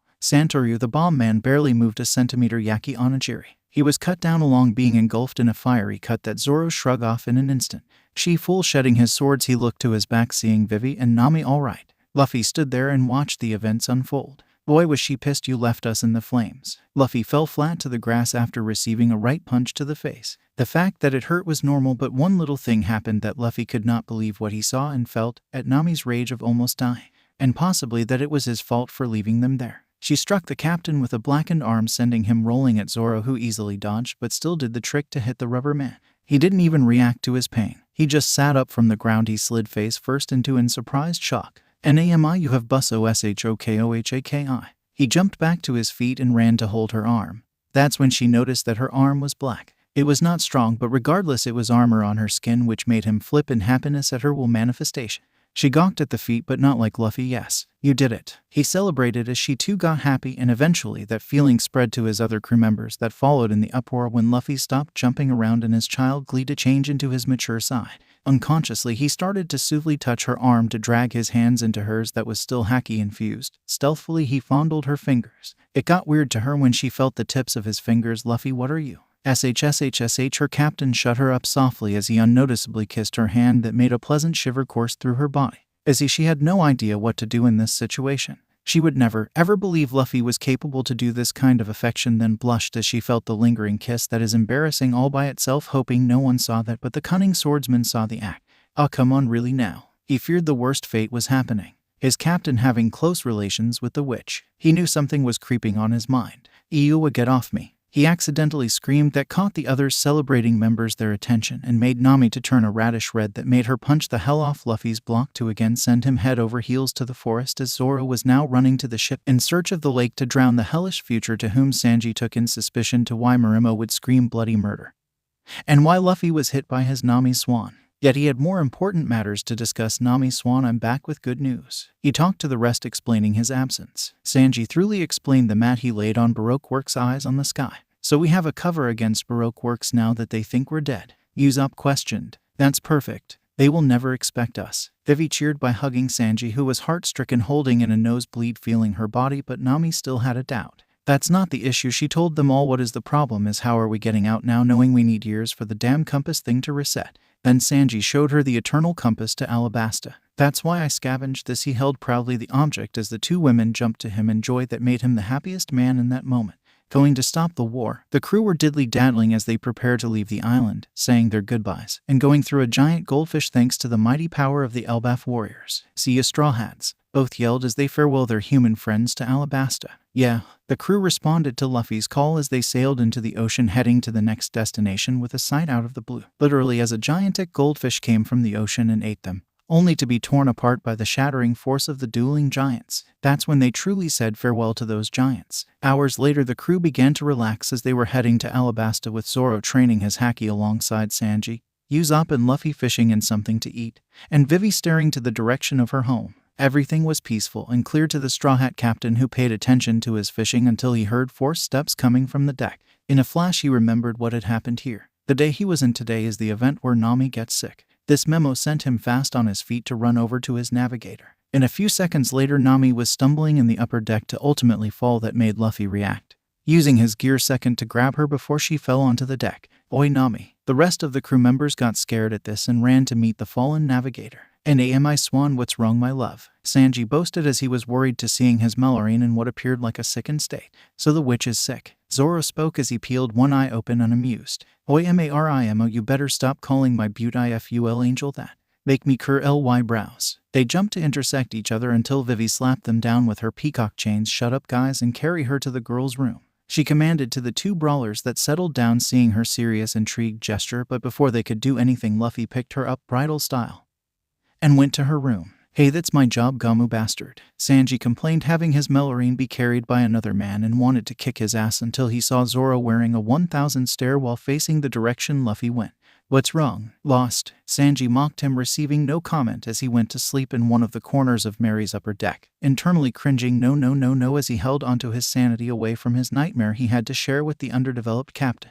Inside her room, Vivi measured her fever while Usopp and Sanji entered to see Luffy worried. Not acting or smiling stupidly, absolute worry in his all of the sudden mature face. "This is bad, very bad. Her temperature is on the roof. She's sick." Luffy exulted in a sad acknowledgement. Don't you see her reddened face? Vivi reprimanded to his stupidity. Sorry, it's just that I've never been sick before, he said while pouting like a sad puppy. What in heaven? How can you never get sick? She questioned as she could not believe the captain. Well, Vivi, I haven't either, so have I, dear Vivi. Ch1, the two crew members answered in their respective ways. You gotta be kidding me. Just so you know, it's bad, she said, leaving the rest perplexed. Don't really know, sorry, they said in a monotone voice as being great in immunodeficiency. If this keeps on, she could die. Revealing this fact, Sanji cried in a comical waterfalls while Usopp ran in circles babbling nonsense. Shut you jerks. Luffy was short-tempered now and wanted Nami to have all the peace he could get her that left, thinking the Straw Hats, when did he grow up? Vivi, I want you to ask Nami the directions. Vivi nodded. Sanji, make specialty that can in some way help calm her fever. He too nodded in approval and almost practically flew to the door until he stopped to hear more. Usopp, tell Zoro to wake up and keep the Mary secure at all times.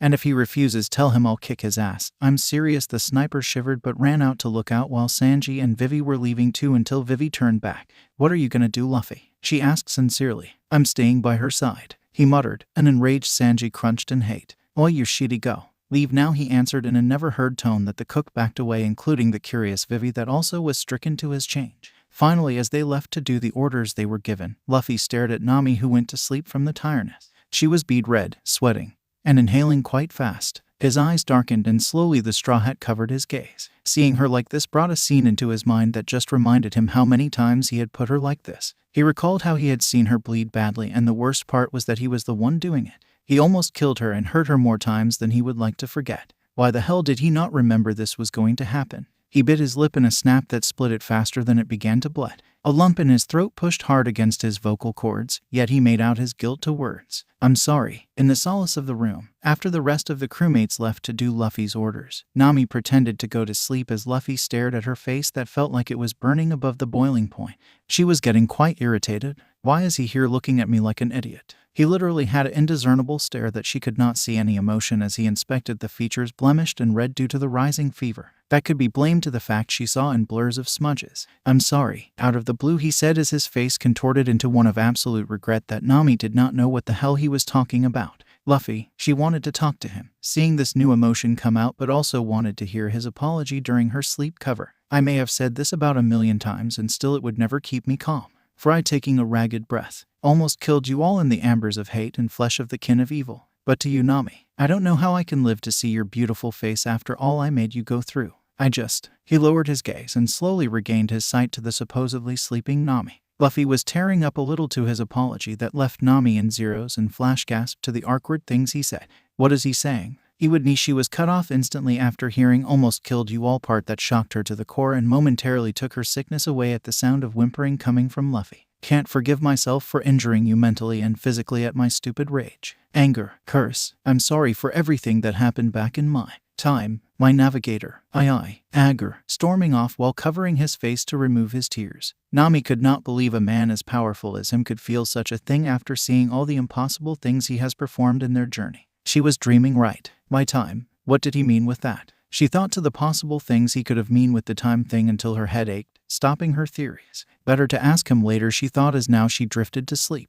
On the door, Luffy exited quietly as he composed himself to have again his signature smile. Boy, everyone doing what I said. Everyone answered with a beck and call. That's great. Now, I'm bored. After his crew fell comically to their backs, they spend their day as usual except for Luffy, who took great care of Nami by trying to get her to smile even though Vivi had already told him she cannot hear or see very well. Luffy, since she can't answer you, the princess tried her best for the 100th time to tell the pirate to stop his silly antics. No, I have a promise to keep. I will make her smile or my name isn't Monkey D. Luffy, doing his chopstick dance that included his face paint with the kanji of meat in his forehead, as he once again began to sing his dumb song to Nami. Sometime later, Luffy was tired after doing all that till finally he got what he wanted. A slight smile that formed in her weakened state, whom Luffy finally was relieved to see. He washed his face from the paint in the bathroom as he marveled on her smile when suddenly he felt the presence of one of the men he hated the most, Wapol. He began to hear his crewmates talking about a man floating in the distance.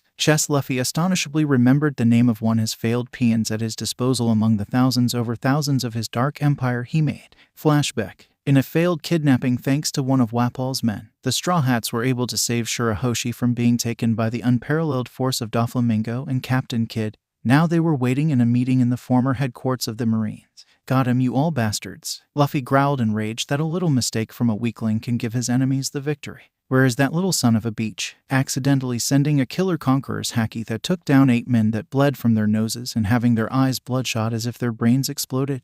That in fact might as well had. Doflamingo. Report he sounded off as the ex-warlord saw him appear from the doors. He himself stood up. The Straw Hats made it through the underwater fleet with the help of the Sea King Call of the Mermaid Princess because of an unexpected exterior force. One of Wapol's ships got taken over by them, who shot one of our ships that lead to their escape. Sir, he reported in a military voice that was felt all over the room of operations. Wapol turned blue as the blame was put on him. Chess failed to stop Jinbei from taking the helm. He blurted out, rattling his lackey all the blame in a shaky voice. How dare you speak out of turn? Doflamingo prepared his strings to end him right where he stood when suddenly he was stopped by Luffy. I'll take this, Mingo, he murmured to his commander and paced to Wapol that had the I'm so dead face. Luffy was no longer the smiley kid but an angry dictator. Wapol felt like ice. Call this chess guy to stand up, relieved that he wasn't the one getting eaten today. He did as he was told. Chess, get up. Wapol called the jester as he was slowly walking to his doom. The rest of the troopers watched, including the present commanders who were Bonnie, Kid, Beige, Hawkins, and ex-Drake, who already saw and know what happens when you fail the man-monkey D. Luffy. He's dead. Sucks for the janitor who. And I ate before this meeting. Damn it, the mark of death is above him. A merciless leader he has become. They each thought as he was a foot away from death. SS Suriga being grabbed by the neck in a swift move, sealing the fact that Chess was very dead. You let the Straw Hats fucking escape. Punching him in the gut, he tore through the jester's stomach, making a sickening sound with the fist protruding from the back of the poor soul. That Kid and Doflamingo smiled at the punishment in utter malignant glee. For the last time, clown. Luffy's face distorted and began to fall apart, revealing the grotesque maw that no one had seen before. Even more unsettling, those with devil fruit shivered at his eternal grin and reddened neon eyes as if the devils within them were scared of him. Even the fearless Doflamingo and Kid, who liked to see slaughter drip in sweat and fear to the dark presence, and in a turn for the worst, Luffy snapped his jaws on Chess's jugular vein and ripped his neck while still holding the live leaking body of the relived soldier. As the jester drowned in his own blood as the final trickles of it fell on the ground, Luffy grabbed his head and ripped it off his body, including the spine. That everyone in the meeting was silenced to the brutal death of Chess. Bonnie turned bluish-green and the rest were reaffirming why they followed him. Luffy simply lobbed off the head of the jester like trash and let it hit the floor. He shook the inferior's blood from his hands. If anyone fails me again, a simple decapitation is the least of your worries. AMINDERSTOOD. He bellowed in a demonic voice that no one has ever heard before and would not ever want to feel that powerful, ominous sound on themselves. Yes, sir. They all answered the call as Bonnie did her best to hold in the vomit. Beige shuddered to his promise. Ex-Drake became highly motivated to find the Straw Hats. Hawkins sensed the awakened devil, and Kid smiling, including Doflamingo, in approval of his display of authority. The dictator exhaled a red mist from his maw that slowly was being patched up by assembling skin. Dismissed. Kid, take charge in taking down the resistance on the West Blue. Give orders to Crocodile to take down the resistance in Amazon Lily plus establish a base there. Send Kuma along with Moria to track the revolutionary army that was heading towards Sky Island to just find their location, not to engage. Prepare me a ship to go find the Straw Hats. And looking at the remains of that failure, he flared up in anger. Someone clean this mess up. End of flashback. Smacking his forehead to snap into reality. He went Zoro all the way as he saw Wapol emerging from the waters. Hello, my dearest friends, I came to get the hell out of my sight. The presumed king shut his trap as he felt an anxiety as if the devil was behind him.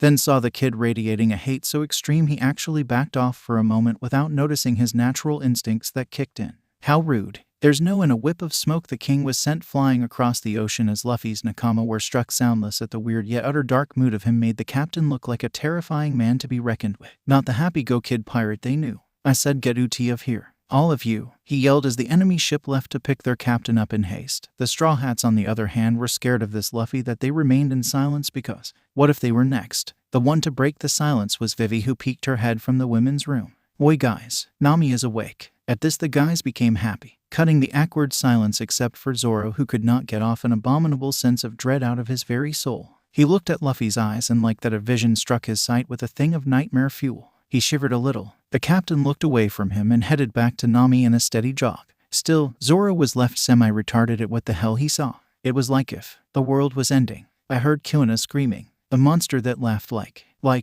Murimo. Sanji tapped the swordsman's right shoulder. Luffy Zoro ended his inside speech as he turned to face the cook with curly eyebrows. Take care of the ship while I give Nami Swan her dinner. Sanji twirled momentarily. Yeah, just go ahead, lovesick cook. Zoro mocked him annoyingly to provoke Sanji into wanting to fight him, but having bigger things to do he left like a tornado to Nami's room. Zoro on the other hand was analyzing why did he feel scared. Never in his life has he felt the thing he had right now. As if Luffy was the embodiment of evil. Nah, I'll take a nap, he concluded as he took one of his usual naps in the day. Luffy entered the room and kneeled before Nami's sick bed. Looking at her, his very guts boiled seeing her wrestle against the fever and frown in pain. He wanted nothing more but end her pain. Why didn't he see this? He was seeing Nami in pain on a second life. He failed to keep that same promise once again. She was looking even worse than before. Nami was sweating profusely while shivering from the sickness. We need to find a doctor in the next island and now. Luffy shouted as he could not bear Nami's whimpers. My Nami Swan is suffering horribly at this shitty disease. Sanji was stating the obvious as Luffy facepalmed to his observation. He was close to ripping his own fingers off at her silent pain. Somehow he knew this time around it was worse. How close are we to the next island? Usopp asked, to which Vivi answered, a little more distance and we will arrive. It's a snow country as far as we can see from the weather outside. Snow began to fall after a few moments after they got into the room. Vivi made a decision. The fastest way to get to Alabasta was to heal the remarkable navigator of the next Pirate King. Okay guys, let's start rowing to get Nami help. Full speed ahead. Everyone agreed as they went full speed to the Drum Kingdom. The Going Merry was about to dock somewhere into the natural harbor of the island until in sight beyond the mist there were villagers with weapons in sight. Pirates, go back to the ocean or else. One of them said as the Straw Hats came into the deck, who saw the tallest person who gave the warning. I'm not going to repeat myself, pirates. Dalton yelled at the approaching threat. Please, we need a doctor. We bring no harm. She shouted to the crowd and she began to kneel down, bowing her head to them. Luffy began to do the same and eventually even the proud Zoro joined in, making the villagers less vigilant about a possible raid they could do. The captain wanted to go berserk and beat them all to heal Nami as soon as possible, but deep within him he knew his values must be upheld, especially when a friend was in dire need. There was a silence followed by low murmurs. Finally, the leader came forward and looked friendlier at them. Then come on shore to attend your trouble, Dalton said in full honesty, believing in their claim. Going into shore, the Straw Hats left to the island except for Zoro, who would train in the difficult condition. They met Dalton and learned about the witch, who was the sole remaining doctor who evaded Wapol's ruling. Then the reason to why Wapol left all of the sudden was heard into Luffy. It was mind-stressing. Nami was carried by Usopp, who would lay her down whenever they stopped. They had walked the entire path down to the closest town and took shelter in one of the houses to talk. The selfish king left when a group of pirates appeared that just passed by our country, thankfully evading conflict, but we got the captain's name. Luffy's heart stopped for a moment. Blackbeard. His heart thumped in a very distressing manner similar to his Gear 6, and then it spoke. K kill BB Black CKB eared no WW. He felt his veins move under his skin and the very annoying feeling to laugh like a maniac. It hurt trying to suppress that thing inside him. Shuddering a little remembering his laugh, unknown to him the rest of the crew began to worry to Luffy's sudden behavior change. The captain scratching his neck weirdly as he turned to evade them from seeing his face twitch. Oi Luffy, you alright? Sanji stated sincerely to his captain at seeing a slight tremor in his shoulders. He was about to touch his shoulder to snap him out of it. Without warning, he then snapped his head in a terrifying manner that made everyone flinch. It looked like he snapped his neck. Luffy barely shook his head and composed his face to neutrality to answer his crew. I know who that pirate is. You are all lucky he did not decide to attack this island, because if he did, it would no longer be an island. Luffy spoke with a serious monotone voice that even scared Nami, though thankfully she could no longer hear very well because of her fever was rising. How do you know this pirate? Dalton questioned. He was a former crew member of the Whitebeard Pirates until he killed someone from his nakama and jumped ship. Luffy answered Dalton without a pause, then slammed his fist in a nearby table. He was done talking about a trash pirate, ignoring that issue. I'm gonna take Nami up there. Luffy said this in a conviction that amazed even his crew. No what, ifs, or buts. He was going to take her there and that was that. Usopp dashed to Luffy, shaking the captain by his shoulders and tempted to slap him. Are you nuts, Luffy? It's an enormous distance between the ground to the top of those mountains for someone to climb. The captain shrugged him off playfully and grinned. Who said anything about climbing when I can just fly up there? He grinned. Usopp and Vivi could not believe his words, while Dalton and Sanji were amused at this self-proclaimed feat. So you're saying you can fly up there? Dalton questioned. Yep, look. Jumping a small height, he began to jog in the air, causing him to levitate. That amazed Usopp while making Sanji gawk. That was one hell of a trick. Yoshidi Gamo and your convenient powers, he murmured as he was dropping in sadness on the floor with Vivi patting his back and looking back to the trick Luffy.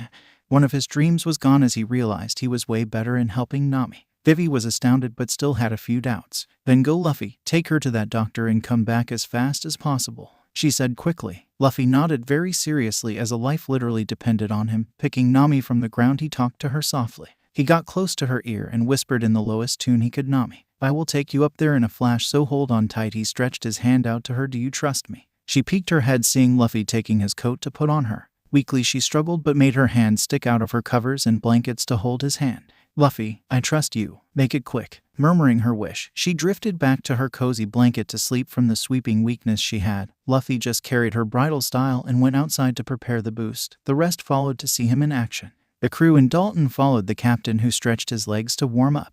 He was not wearing anything for the cold, just the same clothes he wears. Okay guys, I'll be seeing you all on the top. He smiled to his crew that got the message loud and clear. They wrapped Nami on his back with a temporary bag sash and secured it to him. Gamu Gamu no Luffy stretched his arms to grab the roofs of 2 houses. Once clinged, he started to walk backwards, stretching his range to the maximum. The houses he grabbed on began to creak, and soon the villagers saw the rubber man in action, being attracted by the commotion. Rocket. Using Jeppu, he was launched in an amazing speed that caused the snow to melt at his move. Usopp fell to his face at this. Sanji dropped his cigarette, and Vivi smiled at the good heart he had plus the massive power he contained. Then it also hit her, the fact that Luffy was also risking his life and saving a country he had no idea about or cared in the slightest. Still, he would save it because a friend was in need. She truly believed Alabasta would be saved like he was doing right now with Nami. Thank you, Luffy-san. I hope one day I can make it up to you, she praised the future young hero of her country that was flying to the mountain.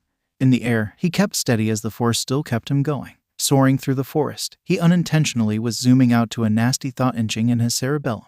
Blackbeard is moving already in a manner that Ace would find him. I wish I could help him, but I have a crew to care about and adventures I must complete. Losing speed on his way and getting closer to the ground, he used his Jeppu to keep his distance away from the snow below a good amount of meters to be balanced in the drum's highest point. He glided through the island, and closer he got with each kick. He was going to speed up until Nami began to cough too hard for her own good. That startled Luffy, even though he knew she was going to be okay. Concern remained even after thinking it over. He felt a sense of dread on this timeline, like if someone was watching and expected nothing like it was before. After a cough or two, Nami gained the strength to speak to her carrier. Luffy, please hurry, she raspily finished her words quite painfully. He nodded and looked forward where he could vaguely see the mansion in the top of the mountain. He gave a final kick on the air, then skidded his feet on the snow to lose his speed and went full throttle to the doors of the mansion.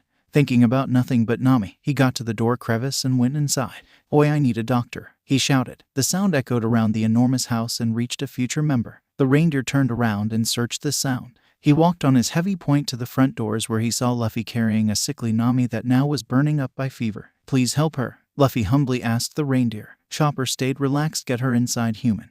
We can attend her. He cautiously carried Nami off Luffy's arms to where Dr. Kiriha could heal her. Indeed, she was a great doctor, like the villagers told the Straw Hats, for in a couple hours she will be in great shape again. After setting Nami to sleep peacefully, Luffy bowed to her. Arigato, old woe. He tried to apologize until Kiriha kicked the sheet out off him. Who are you calling old kid? Just so you know, I'm in the youth of my body, she presumed. Luffy facepalmed but thanked her for this and the future deed she will perform that greatly benefits his Gear 6's downfall. He smiled, feeling that thing growl at her, tinged with fear for the woman. She didn't have to know that now, though. Luffy, who received the great news, had laid back into a bed as he thought back into the matters about Ace and what he could possibly do. Or in this case, what could he even do? He knew Ace would fight him one way or another, but the outcome would not change. URWEAK. In the murky, sick depths of his head, he could hear banging of that monster he knew so very well. Nakama or less. Go kill Blackbeard. Slapping his head with a vulcanized slap, Luffy shook off that macabre dark side, but he realized with that force of the slap he broke off something from his face.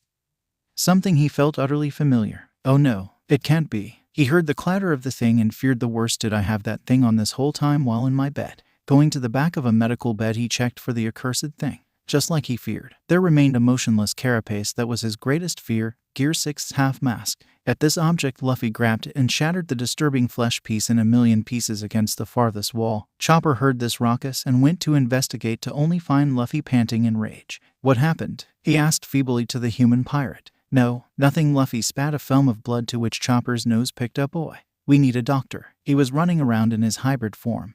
This cheered Luffy up into his true persona. You are a doctor, right? Chopper comically froze. Oh yeah, it's nothing, just a small bite in the tongue. Luffy trailed off as he wanted to meet his future nakama. Hey, are you a talking reindeer? Chopper's sweat dropped and shouted, you barely notice. Luffy laughed. What's your name? Chopper was mystified. A human of all things would try to socialize with him, but was glad he did not hear the same thing all the humans called him, monster. I'm Tony Chopper. Luffy grinned. Shishishi. I am Monkey D. Luffy, and one day I will be the king of the pirates. The pirate said in a powerful stance as Chopper hit himself, baying the wall in the completely wrong side. Pirates are bad. He spoke, believing in his own words that Luffy arose from the bed he was sitting. You're wrong in two things. One, you are hiding on the opposite side. That makes you very visible to me. And two, the world has been taught that all pirates are bad in nature, causing everyone to put us in a bad light, and worse off, they're scum who take advantage of people. But Chopper kept hearing, and he himself took a breath to what he was going to say. We are different from them, and instead of being ruthless, we try to help people and live to the fullest by achieving our dreams out in the sea. The reindeer smiled as a dream of his wormed its way into his head. So I want to ask you, Chopper looked at the pirate.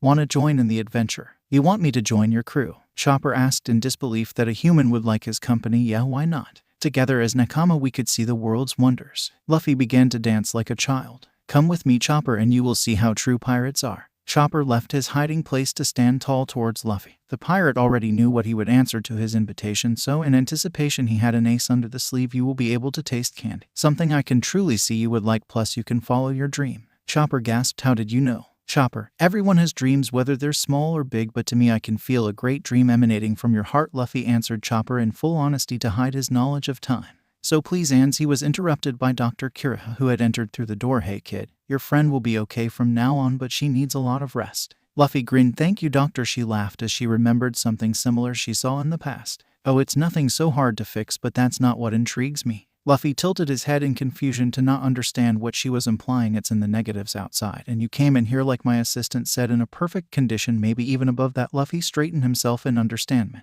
Oh yeah, I didn't explain the way I came here. He punched a fist into his other hand, formed into a palm. How did you even climb this mountain without scrapes or bruises? She asked once more. First off, I did not climb the mountain, instead I flew up here. Chopper and Kiraja stared in amazement. Secondly, I am trained into resisting the cold no matter how harsh it is. Chopper gasped as he could not believe a human could train himself against nature, and Kiraja was mystified into being interested in experimentation with the kid. And most importantly, when a Nakama is in danger, I will give my life to save them anytime, he declared to them in great pride. This brought respect from Chopper, who was looking at Luffy in flashing star eyes, and Kira had to respect the young pirate, wanting to ask more. It was cut short unexpectedly when the captain and reindeer picked up the presence of the detestable Wapol.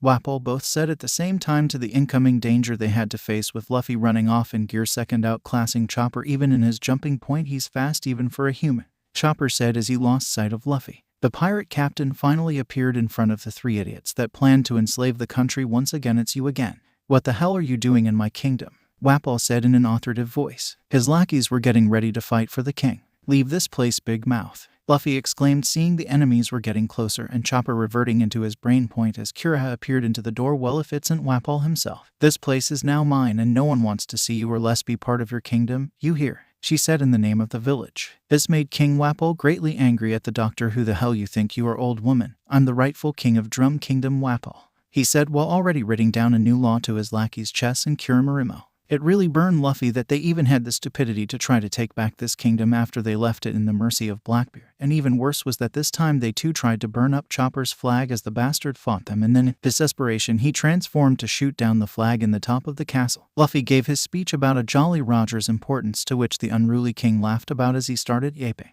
So are we gonna fight or what, big mouth? Luffy called him out. The supposed king got even madder, and instead of playing around he mixed his two warriors to form the Chessmarimo combination. They may be my enemies, but so cool, Luffy chanted in his star stare, making Chopper slap him on the back of the head. Get serious. The reindeer was instead nervous of what would happen. Don't worry. Can you take on the fused warrior? Chopper nodded. Yosh. Then I'll put down Wapol. The two fighters got to their fighting stances, starting with the reindeer, who took his arm point form to start his fight with the unskilled Chessmarimo, swinging fist back and forth in an attempt to strike Chopper that resulted in failure, as the little doctor was beating him quite easily. Maybe too easy. It seems the Chopper in this era is more powerful, Luffy stated while dodging the stuff Wapol was throwing at him that came from his gullet. Would you remain still, worm? Make me, big mouth. Luffy socked the king that shut his trap and accidentally making him eat a fired cannonball that soon exploded, leaving him in a smoky defeat while Chopper was finishing his opponent by Kokite Cross. This knocked the guy unconscious face first on the snow, making a perfect scorpion. Chopper, you're cool. Luffy praised his future doctor's skill in combat that made him dance and joy. Well, he's down for the count. And Wap, looking at where once was the detestable king, now there only remained a huge hole in Wapol's figure. Damn it. In the excitement in watching Chopper's battle, he totally forgot to keep an eye on the king, including Kiriha, who left the doors of the castle to get closer watching the duel. KKKYYAA. Nami, Luffy yelled as he ran full throttle after the runaway king to where he heard the sound, just to find her all right by the stairs holding onto a rail looking up where the king ran to. Oi Nami, are you okay? He asked hesitantly. Yeah, I'm okay. But a creepy slender guy appeared in front of me asking me about a room, she said as Luffy propelled himself to the top room to see Chopper facing off the fattened Wapol. He planned to eat all the weapons and use it to win the fight, but thanks to the way the arsenal was, total disrepair. In the battle between them, the pirate captain just in one punch ended him in an anticlimactic way. Gamu Gamu no rifle. Without so much of a sound, he was sent soaring at unprecedented speed that would be impossible even for Kuma's ability. Where he flew could be anyone's guess, but Luffy was content that he freed the Drum Island of its tyrannical king in a matter of minutes, of course with unnecessary talking by his part. Now our work is done. Like I was saying before the reindeer turned around. Will you join me? Luffy asked once more in his authority voice in a sign of respect and honor to have him on the crew, which it truly was. The reindeer gave a quick shout at the surprise that he still remembered. I don't know what to say. Luffy, I say yes, great doctor. Luffy motivated him to do the right choice, which finally broke through his defense in gratitude to the way he protected his father's flag, this time without a jerk interrupting. Then I join you, human. They both laughed as the others were barely arriving through the tram leading to the mountain. Zoro, Sanji, Usopp, Vivi, and some villagers appeared from the tram seeing the duo in the snow, and that's when it went a little downhill. Dalton and the rest sighed in relief and almost absolute gratitude to Luffy, who had saved their kingdom. The captain approached his friends with Chopper right behind him. His Nakama gleeful looked at their captain as he explained the fight, and on the last bit changed the subject to get to present his new FR. A monster, said Usopp, pointing his sling at him, and some villagers did the same, making Chopper grow a little agitated to the weapons that were facing him. But before he could do anything else, Luffy stepped up to their sights. You better put those arms down before I do, he threatened as his eyes actually reflected red veins at the gall of these guys. He's not the same as us, big deal. I'm neither, yet you see something different and immediately want to kill it. Shame on you. The captain spoke, leading to the people to lower their weapons. Luffy brought his crew once again together to tell them briefly of his friend and went inside to find Nami being held down on a bed via restraints until she would get better. But classically, Chopper took the doctorine out of the room and told Kira the news at the wrong place at the wrong time. That of course she did not like one bit, as the Straw Hats were talking about their next move really calm while thinking what else could they give to convince the doctor to let them go. Chopper was running full speed in his brain point, carrying a sled followed by a very angry Kira. Get on if you want to live, he yelled so fast that confused the Straw Hats except for Luffy. So you want to be a pirate? Then you better get the hell out before I get you. At hearing that, the Straw Hats boarded the sled while Chopper went walk point to carry them all the way to the edge, escaping the barrage of weapons until it went free fall. We're going to die, Usopp was screaming, and the girls were doing the same while Sanji, Zora, and Chopper had wide-eye faces staring into the descending sled. But before it began to lose its momentum, the captain went under it and placed his hands to detain the approaching gravity force. Dear second, he adjusted his hand positions and grabbed the bottom of the sled, then began to kick the air, making the descent lovely and safe instead of fast and lethal thanks to the power of Jeppu. The crew relaxed and chanted at their salvation hora for Luffy, Usopp said as the crew began to chant their captain's name in a happy chime. Descending on the Mary, everyone go to meet Chopper, including his ability to speak to all the animals, when Vivi rescued an ice block Karu caused by Zoro, which amazed the crew that they had a friend who was a multi-animal interpreter. Alright guys, let's celebrate for the newest member, and Dr. Luffy, like an announcer, pointed at him. Chopper, even if you say that it doesn't make me happy, you dumb do-am. Hey, he then just danced, not capable to hide his emotions, and the crew just sweat dropped. Shishishishi, he laughed, prompting the start of a party, heading to finally stop Vivi's struggle against the warlord who planned to take over her homeland. The party was a blast that left most tired to the point of sleep deprivation and left immediately to bed, all except for the Straw Hat captain. He was sprawled on the upper deck gazing upon the stars that covered the entire night sky when it finally sunk into him the sleep he needed. Nami's POV. Og my head. Too much drinks, I guess, the navigator panted, sitting on her bed reflecting on how much her life has changed. Arlong is truly gone and my village is free at last. After everything horrible that we suffered, she smiled. One kid took that wall down with ease, thanking the man from the very bottom of her heart as she went to the bathroom.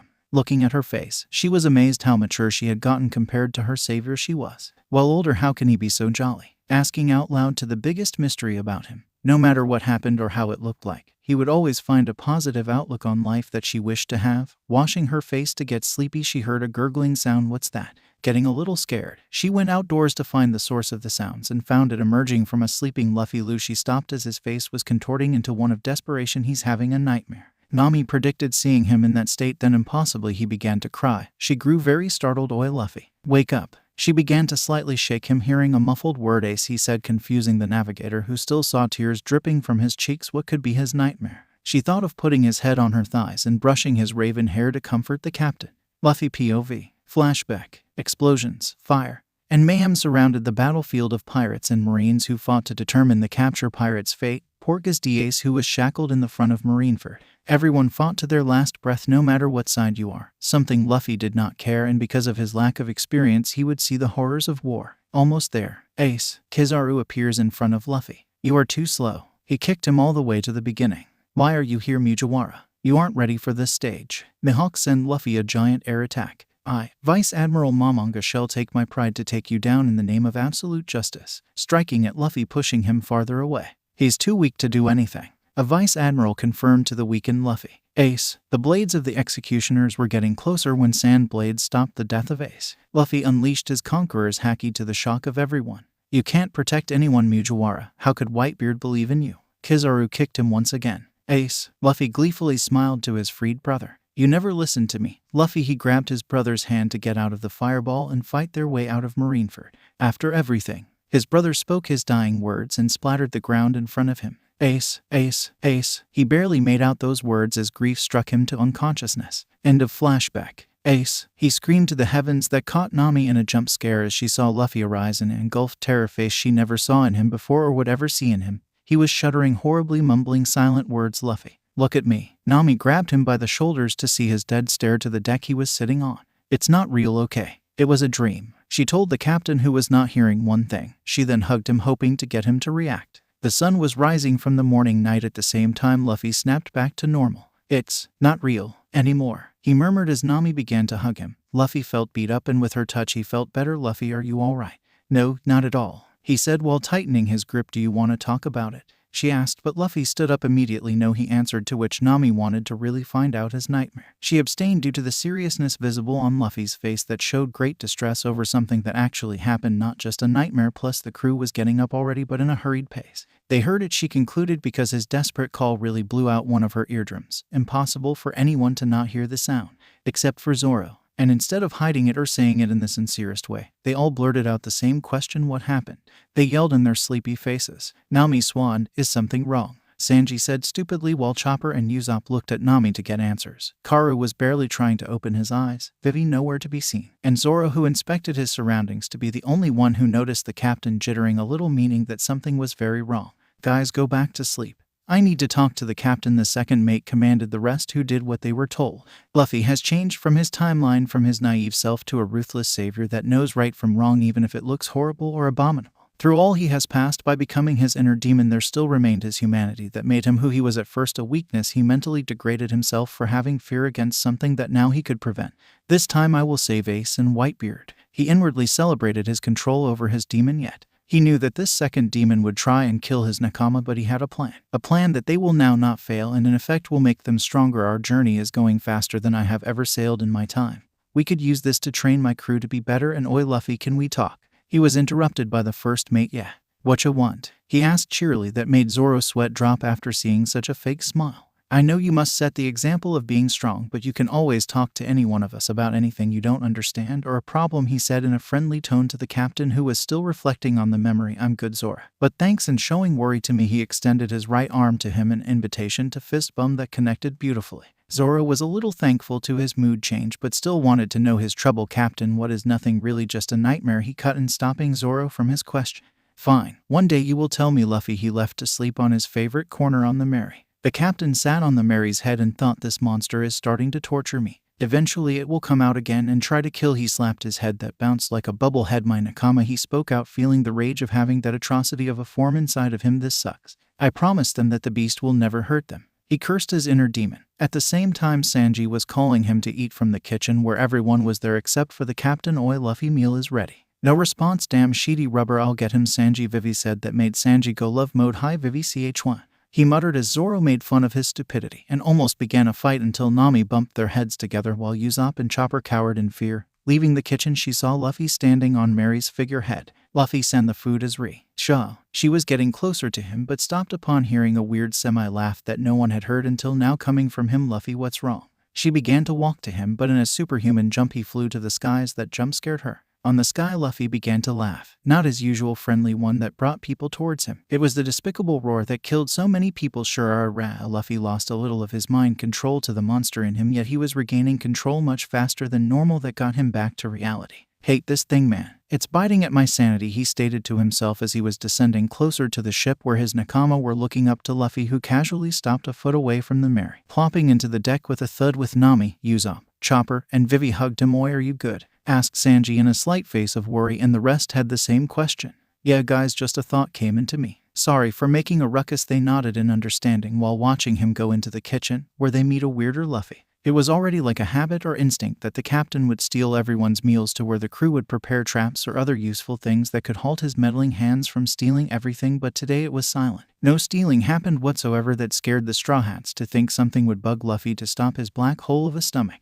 "Luffy-sen, why are you so silent? Can you tell us?" Vivi quietly spoke to the captain, who was eating civilized instead of the usual happy mayhem on his and the others' plates. He stopped eating his meal when he was asked this question and stood up to answer sincerely to Vivi in a frightful sentence. Death happened. He walked off saying his 2 words in anger. In the afternoon of the same day, Luffy was now a little bit more relaxed, playing tag with Usopp and Chopper around the ship. That relieved the Straw Hats to see the normal Luffy, making them resume their own agendas. The calm and playful trio started to fish after messing around the Mary and Luffy, who accidentally ate the rations of a week. Sanji got infuriated at this, making them fish for something to eat at dinner. "Oi Luffy, why did you eat everything?"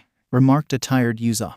"You also ate some." "Yeah, but what me and Chopper ate were scraps, not mouthfuls." He defended himself. That made Luffy pout. "Still, we have something better than the bait," he assured his fishing mates when Vivi came to the deck. "Karu, where are you?" she yelled to find the duck. Then heard muffled squeaks where Luffy and Usopp were without Chopper, who went to the bathroom. She moved their heads as she screamed, seeing his poor duck being used like bait. "Ahcarue. What are you doing to him?" she reprimanded. "Well, we didn't have bait and we needed something to eat, so we were using Karu like bait to attract something like a sea king," Luffy added, but only earned both of them a double head knock, leaving the squawking suspended duck in the air while the 2 fishers fell backwards to the deck. Some time passed as they continued to fish. The rest were still doing the training Luffy enforced them to do, which of course was hack. They were getting better, each one of them, including Chopper, who was getting introduced to it, showing signs of observation hacky. But he still got swatted a handful of times by Nami. "Oh, it hurts, Nami," he whined, while Zoro and Sanji were having a battle using their 2 skills in hacky in perfect affinity, making it look unreal to the others, who stared in awe. Yet to him it was slow, he consciously thought, seeing his crewmates fought. Then he saw both of them charge at him.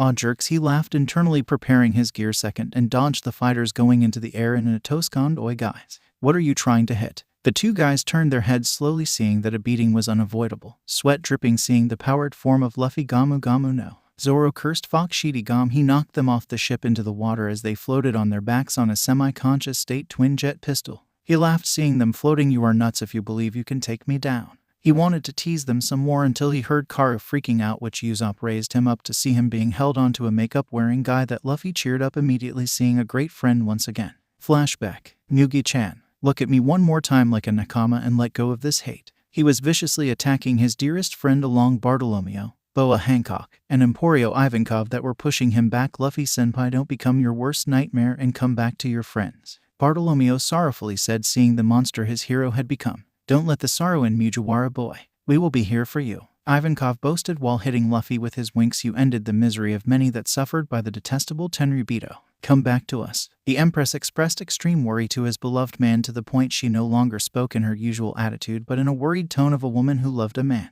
"Move out of my way, weaklings." In a single boost he pushed back the Empress, Ivankov, and Bartolomeo back to the fortress, except for Bon-chan, who jumped back into battle. "Stop, Mugi-chan. We are your Nakama." This broke the demon's illusion that set free the real Luffy, and Bon-chan saw it happening. His friend was locked in there somewhere. But it lasted a second, returning back the abomination move. He barreled the Akama prince through the fortress wall full speed, making a giant hole. "I will beat you thing." Luffy swore at his demon. "Ha, what can you do, fool? I am you." "You're wrong. I will never be you." The mask of Gear 6 cracked, a sizable dent visible to anyone a few meters in range. "You are useless, Mugiwara." Luffy was pushed under the black waves of his hell but was smiling at his plan. End of flashback. Bon-chan. He cheered inside his brain, that went unnoticed by his crew, who also were staring at the guy clinging to Karu. The Akama guy let go of the duck, saying something in a whisper. but was soon drowning due to his devil fruit curse that propelled Luffy to get him up the ship into safety. "Oh, thank you for saving my life, my new dearest friends. I will be grateful to you all forever," he cheerfully said. "So you ate a devil fruit, huh? Call me Bon-chan." Immediately the dumb trio hugged their new friend while Zoro, Sanji, Nami, Karu, and Vivi starred in caution. "In my gratitude I will show you the ability of my main fruit." He stood upright and grabbed Luffy by the collar just to hit him square in the face. That made everyone tense up. "Luffy, you bastard, stop joking around." The Straw Hats were mystified to see their captain in Akama clothes. "That's so cool." The trio yelled in Star's eyes to his devil fruit ability. "I ate the main no my that made me into a copy human." He then began to copy the rest except for Sanji, who refused to be touched by Akama. "Bon-chan, show us some more faces," Chopper asked him, to which he just couldn't refuse. Shifting through his arsenal of disguises, even one that Vivi was shocked to see. "Dad," she consciously thought as Bon-chan finally heard his crew yelling out on the seas, "My friends, it is time to say goodbye, Mr. Chu said, seeing his ship closing in. "No," the dumb trio rejected his farewell. "Do not worry, for a goodbye is nothing to our friendship." They all smiled watching his swan ship go into the distance full speed ahead. "Yes, Mr. Two," a crewmate sounded off. That made the Straw Hats realize one thing: he's Mr. Two. They alarmedly said, to which Luffy just laughed. Then Vivi spoke. "Guys, he had my father's face." She set the truth out. "You mean the King of Alabasta?" Usopp said while Chopper hid on the wrong side of his left leg. "Yes, what could he be doing with my father's face? He could be using it to put his reputation on a bad light, or worse," Zoro answered the enigma. Yet Luffy seemed the most relaxed of all who were present. "Are you even listening to Shitty Rubber?" Sanji asked before Nami would bonk his head. "Yeah, but I don't see the big deal when all that I need to do is beat Crocodile and the people who want to fight." Being honest about the matter, that left his crew astounded to his way of seeing things. "It's not that easy," Nami remarked. "Of course it is. There are about 1 million people who want to fight, so it is the simplest thing ever." He laughed loudly, seeing the faces of his nakama. More importantly, Vivi's, who was amazed at his assuredness. "Luffy, but there are 1 million people who want to protect Alabasta that have experience over battle, and you're saying it's the simplest thing ever?" She restated her worry, looking at him in a serious stare that strangely Luffy took in a grin. "Vivi, with all due respect, your country is organized and has tough warriors, but they are weak compared to the Goa Kingdom where I came from. Plus, taking down more than 1 million people is like a breeze when I use Gear 4th or Gear 5th to subdue them." Luffy described to his friends that marveled on what this forms. "Zoro and Sanji can also take down your people in a non-lethal way. They will have serious injuries, but they can make it." He gave credit to his 2 best fighters, who felt prideful to his gratification of them. "Oi, Sanji. Meet." He ruined the mood. Okay, I'm going," he told his captain as the rest resumed their normal routine. On the rubber man's head, he was excited to feel the presence of his brother Ace in Alabasta, a brother he lost in the war to his weakness, but will never happen for this time around. "I will change this time around." The Going Merry had finally arrived to its destination. The crew prepared to leave, getting their things ready. "Guys, remember the mark we have. It will be the only way we can know for sure we are authentic." They all sounded off in unison to the safe method. They need to not be fooled by Mr. Two's camouflage, except for one person, that is Gamu Gamu. No, the Straw Hats all turned, seeing Karu squeaking like crazy to the captain, who was preparing to jump. "Oi, Luffy, wait. We do not rock it." Vivi and Nami could not finish as the rubber arms did their job excellently. "Just leave him. He can find us back anyway," Zoro announced to the 2 women that wanted to kill the hyperactive man. The crew docked the ship and left to find the rebel camp to stop the civil war. Meanwhile, Luffy soared the winds to the direction of his brother Ace's feet away. He descended slowly to the ground, picking up his speed when Mugiwara. Sheet. Luffy stopped in his tracks, seeing the marine that followed him since Logtown. "Whatcha want, Smokey?" he asked, irritated to his antics to capture him every time they saw each other. "I came to capture you, Mugiwara," he shouted, preparing his jut. "You got lucky, damn pirate." He swung his weapon to Luffy, that began to block it. Strangely enough, the sea stone was not weakening him like it's supposed to. That amazed the marine captain. "That's impossible. You should be on your knees now," he said while jumping back away from his enemy. "Just because people say it's impossible, it does not mean I should just give up and succumb to the ocean's curse, or should I?" Smoker was left speechless to Luffy's impeccable feat, even above some Yonko or admirals. "Sorry, Smokey, but you are still too weak to face me," he chuckled innocently. That sparked Smoker to jump at him in a mad barrage of swings, but was stopped in one single kick. "Gamu Gamu no Yari. Gao." The marine was sent full force through a building by the haki-infused whip. Tashigi sprung out of nowhere to hit the pirate, but he just slapped her sword away. "Go pick Smokey up," he ordered to the swordswoman that left to check on him. "You Marines," he nodded his head in a nod to the time waster. They were in paradise. Stepped on it to find the restaurant where his brother remained. He found him in the center of a crowd that stared into a corpse sitting on the bar. "Move," he told the people as they opened up a breach to allow Luffy to pass through. The people got a little tense to his supposed disrespect towards the dead Ace. "Wake up. Ouch." The man woke up instantly to Luffy's hit. He was sleeping. The crowd fell cartoon style and began to leave, seeing the man. "All right, hey Luffy, I've been looking for you." He hugged his little brother in a firm hold, expressing his happiness to see him all right. Then when he tried to undo the hug, Luffy was steadfast so hard Ace began to feel a little crushed, even though, well, he was a Loja. "Oi Luffy, are you okay?" Luffy remained motionless. That scared Ace a little, but unknown to him about Luffy, he was so glad to see his brother breathing. Not. Flashback. The world stopped in an unexpected memento to the brothers that lay on the battlefield. His brother spoke an apology and farewell as death swooped him from Luffy's arms. Ace's body then fell splattering the ground in his blood that showed his back with the enormous hole that Luffy whimpered in disbelief. Ace. He called for him to open his eyes to watch the smile of his brother on his deathbed. His consciousness snapped and drifted from the cruel reality into blackness. End of flashback. Ace was dumbfounded until he felt water on his chest that made him pull back a little, only for Luffy to maintain his grip. Then looked up to his once lost brother better than ever. Ace. He smiled through the tears that laxed his concern a bit. "You want to talk about it?" He pressed on the matter later. "I want you to meet my crew." Ace smiled, seeing his tears vanish as fast as they came. "Where are they, Luffy?" "Good question." Luffy began to look around. "You lost sight of them?" Ace hit his back in a comical manner. "Nah, I just left them to find you," Luffy answered, then pointed to his left. That somewhat amazed Ace. "Here, follow me." They began to walk where his friends would be. Ace saw his jolly walking and became relieved that he was telling the truth, but still wanted to find out this dream or event that would make him cry. "Luffy, you seriously haven't changed one bit?" "Nope," he said. That made Ace laugh. "Yep, thought so." They continued to walk and entered an alleyway where out of nowhere, some weak guys came out to stop them on their tracks. "Really?" Luffy facepalmed to meet these guys. Their name was the, villains, right? He pushed off the thought of not caring about weaklings not worth their time. Meanwhile, Ace was talking to them. "Look guys, make a hole or else, huh? You think we would give up a chance to capture one of the most powerful people out there that could make you the leader of the group?" Was punched in the gut that acted like a projectile against his own army that at sight of this enormous strength turned tail to flee where they came from. "Oi Luffy, I was planning on having fun." He hit his brother on the head. "Sorry, but I woke up a little grumpy," he excused himself. "Yeah, I should know. Remember the guards of Goa Kingdom?"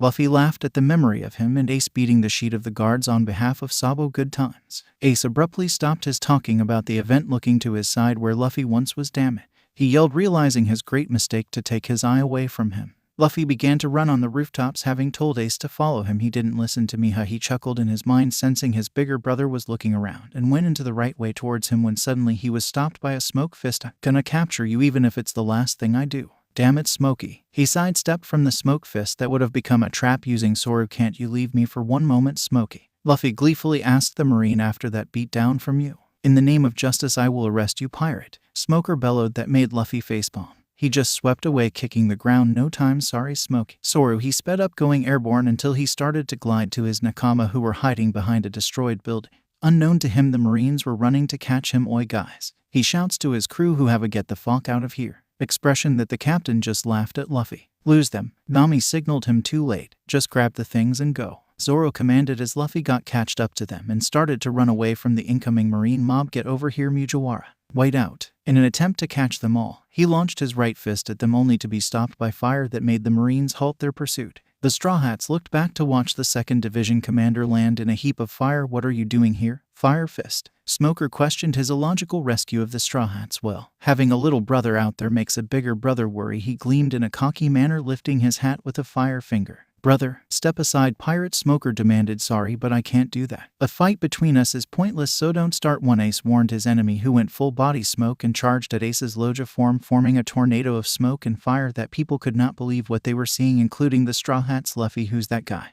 Nami said to the captain, who was walking backwards to watch the fight, including his nakama, who had the same question. "He's my brother." Luffy confessed to his crew that became enlightened to the family tie their captain has with a commander of the Whitebeard Pirates. Holy. They all thought fleeing the scene to the ship. Unexpectedly, Luffy was partying from the group, heading into another route to lose them. "I'll show Ace who's stronger." He planned his scheme, preparing his favorite way of transportation and the ultimate trick inspired by his brother. Gamu Gamu no. Okay, sadly the chapter is over. And if you enjoyed the video, just leave a like and subscribe with post notification, so when the next chapter is ready, you will be notified. Okay, see you in the next video. Bye.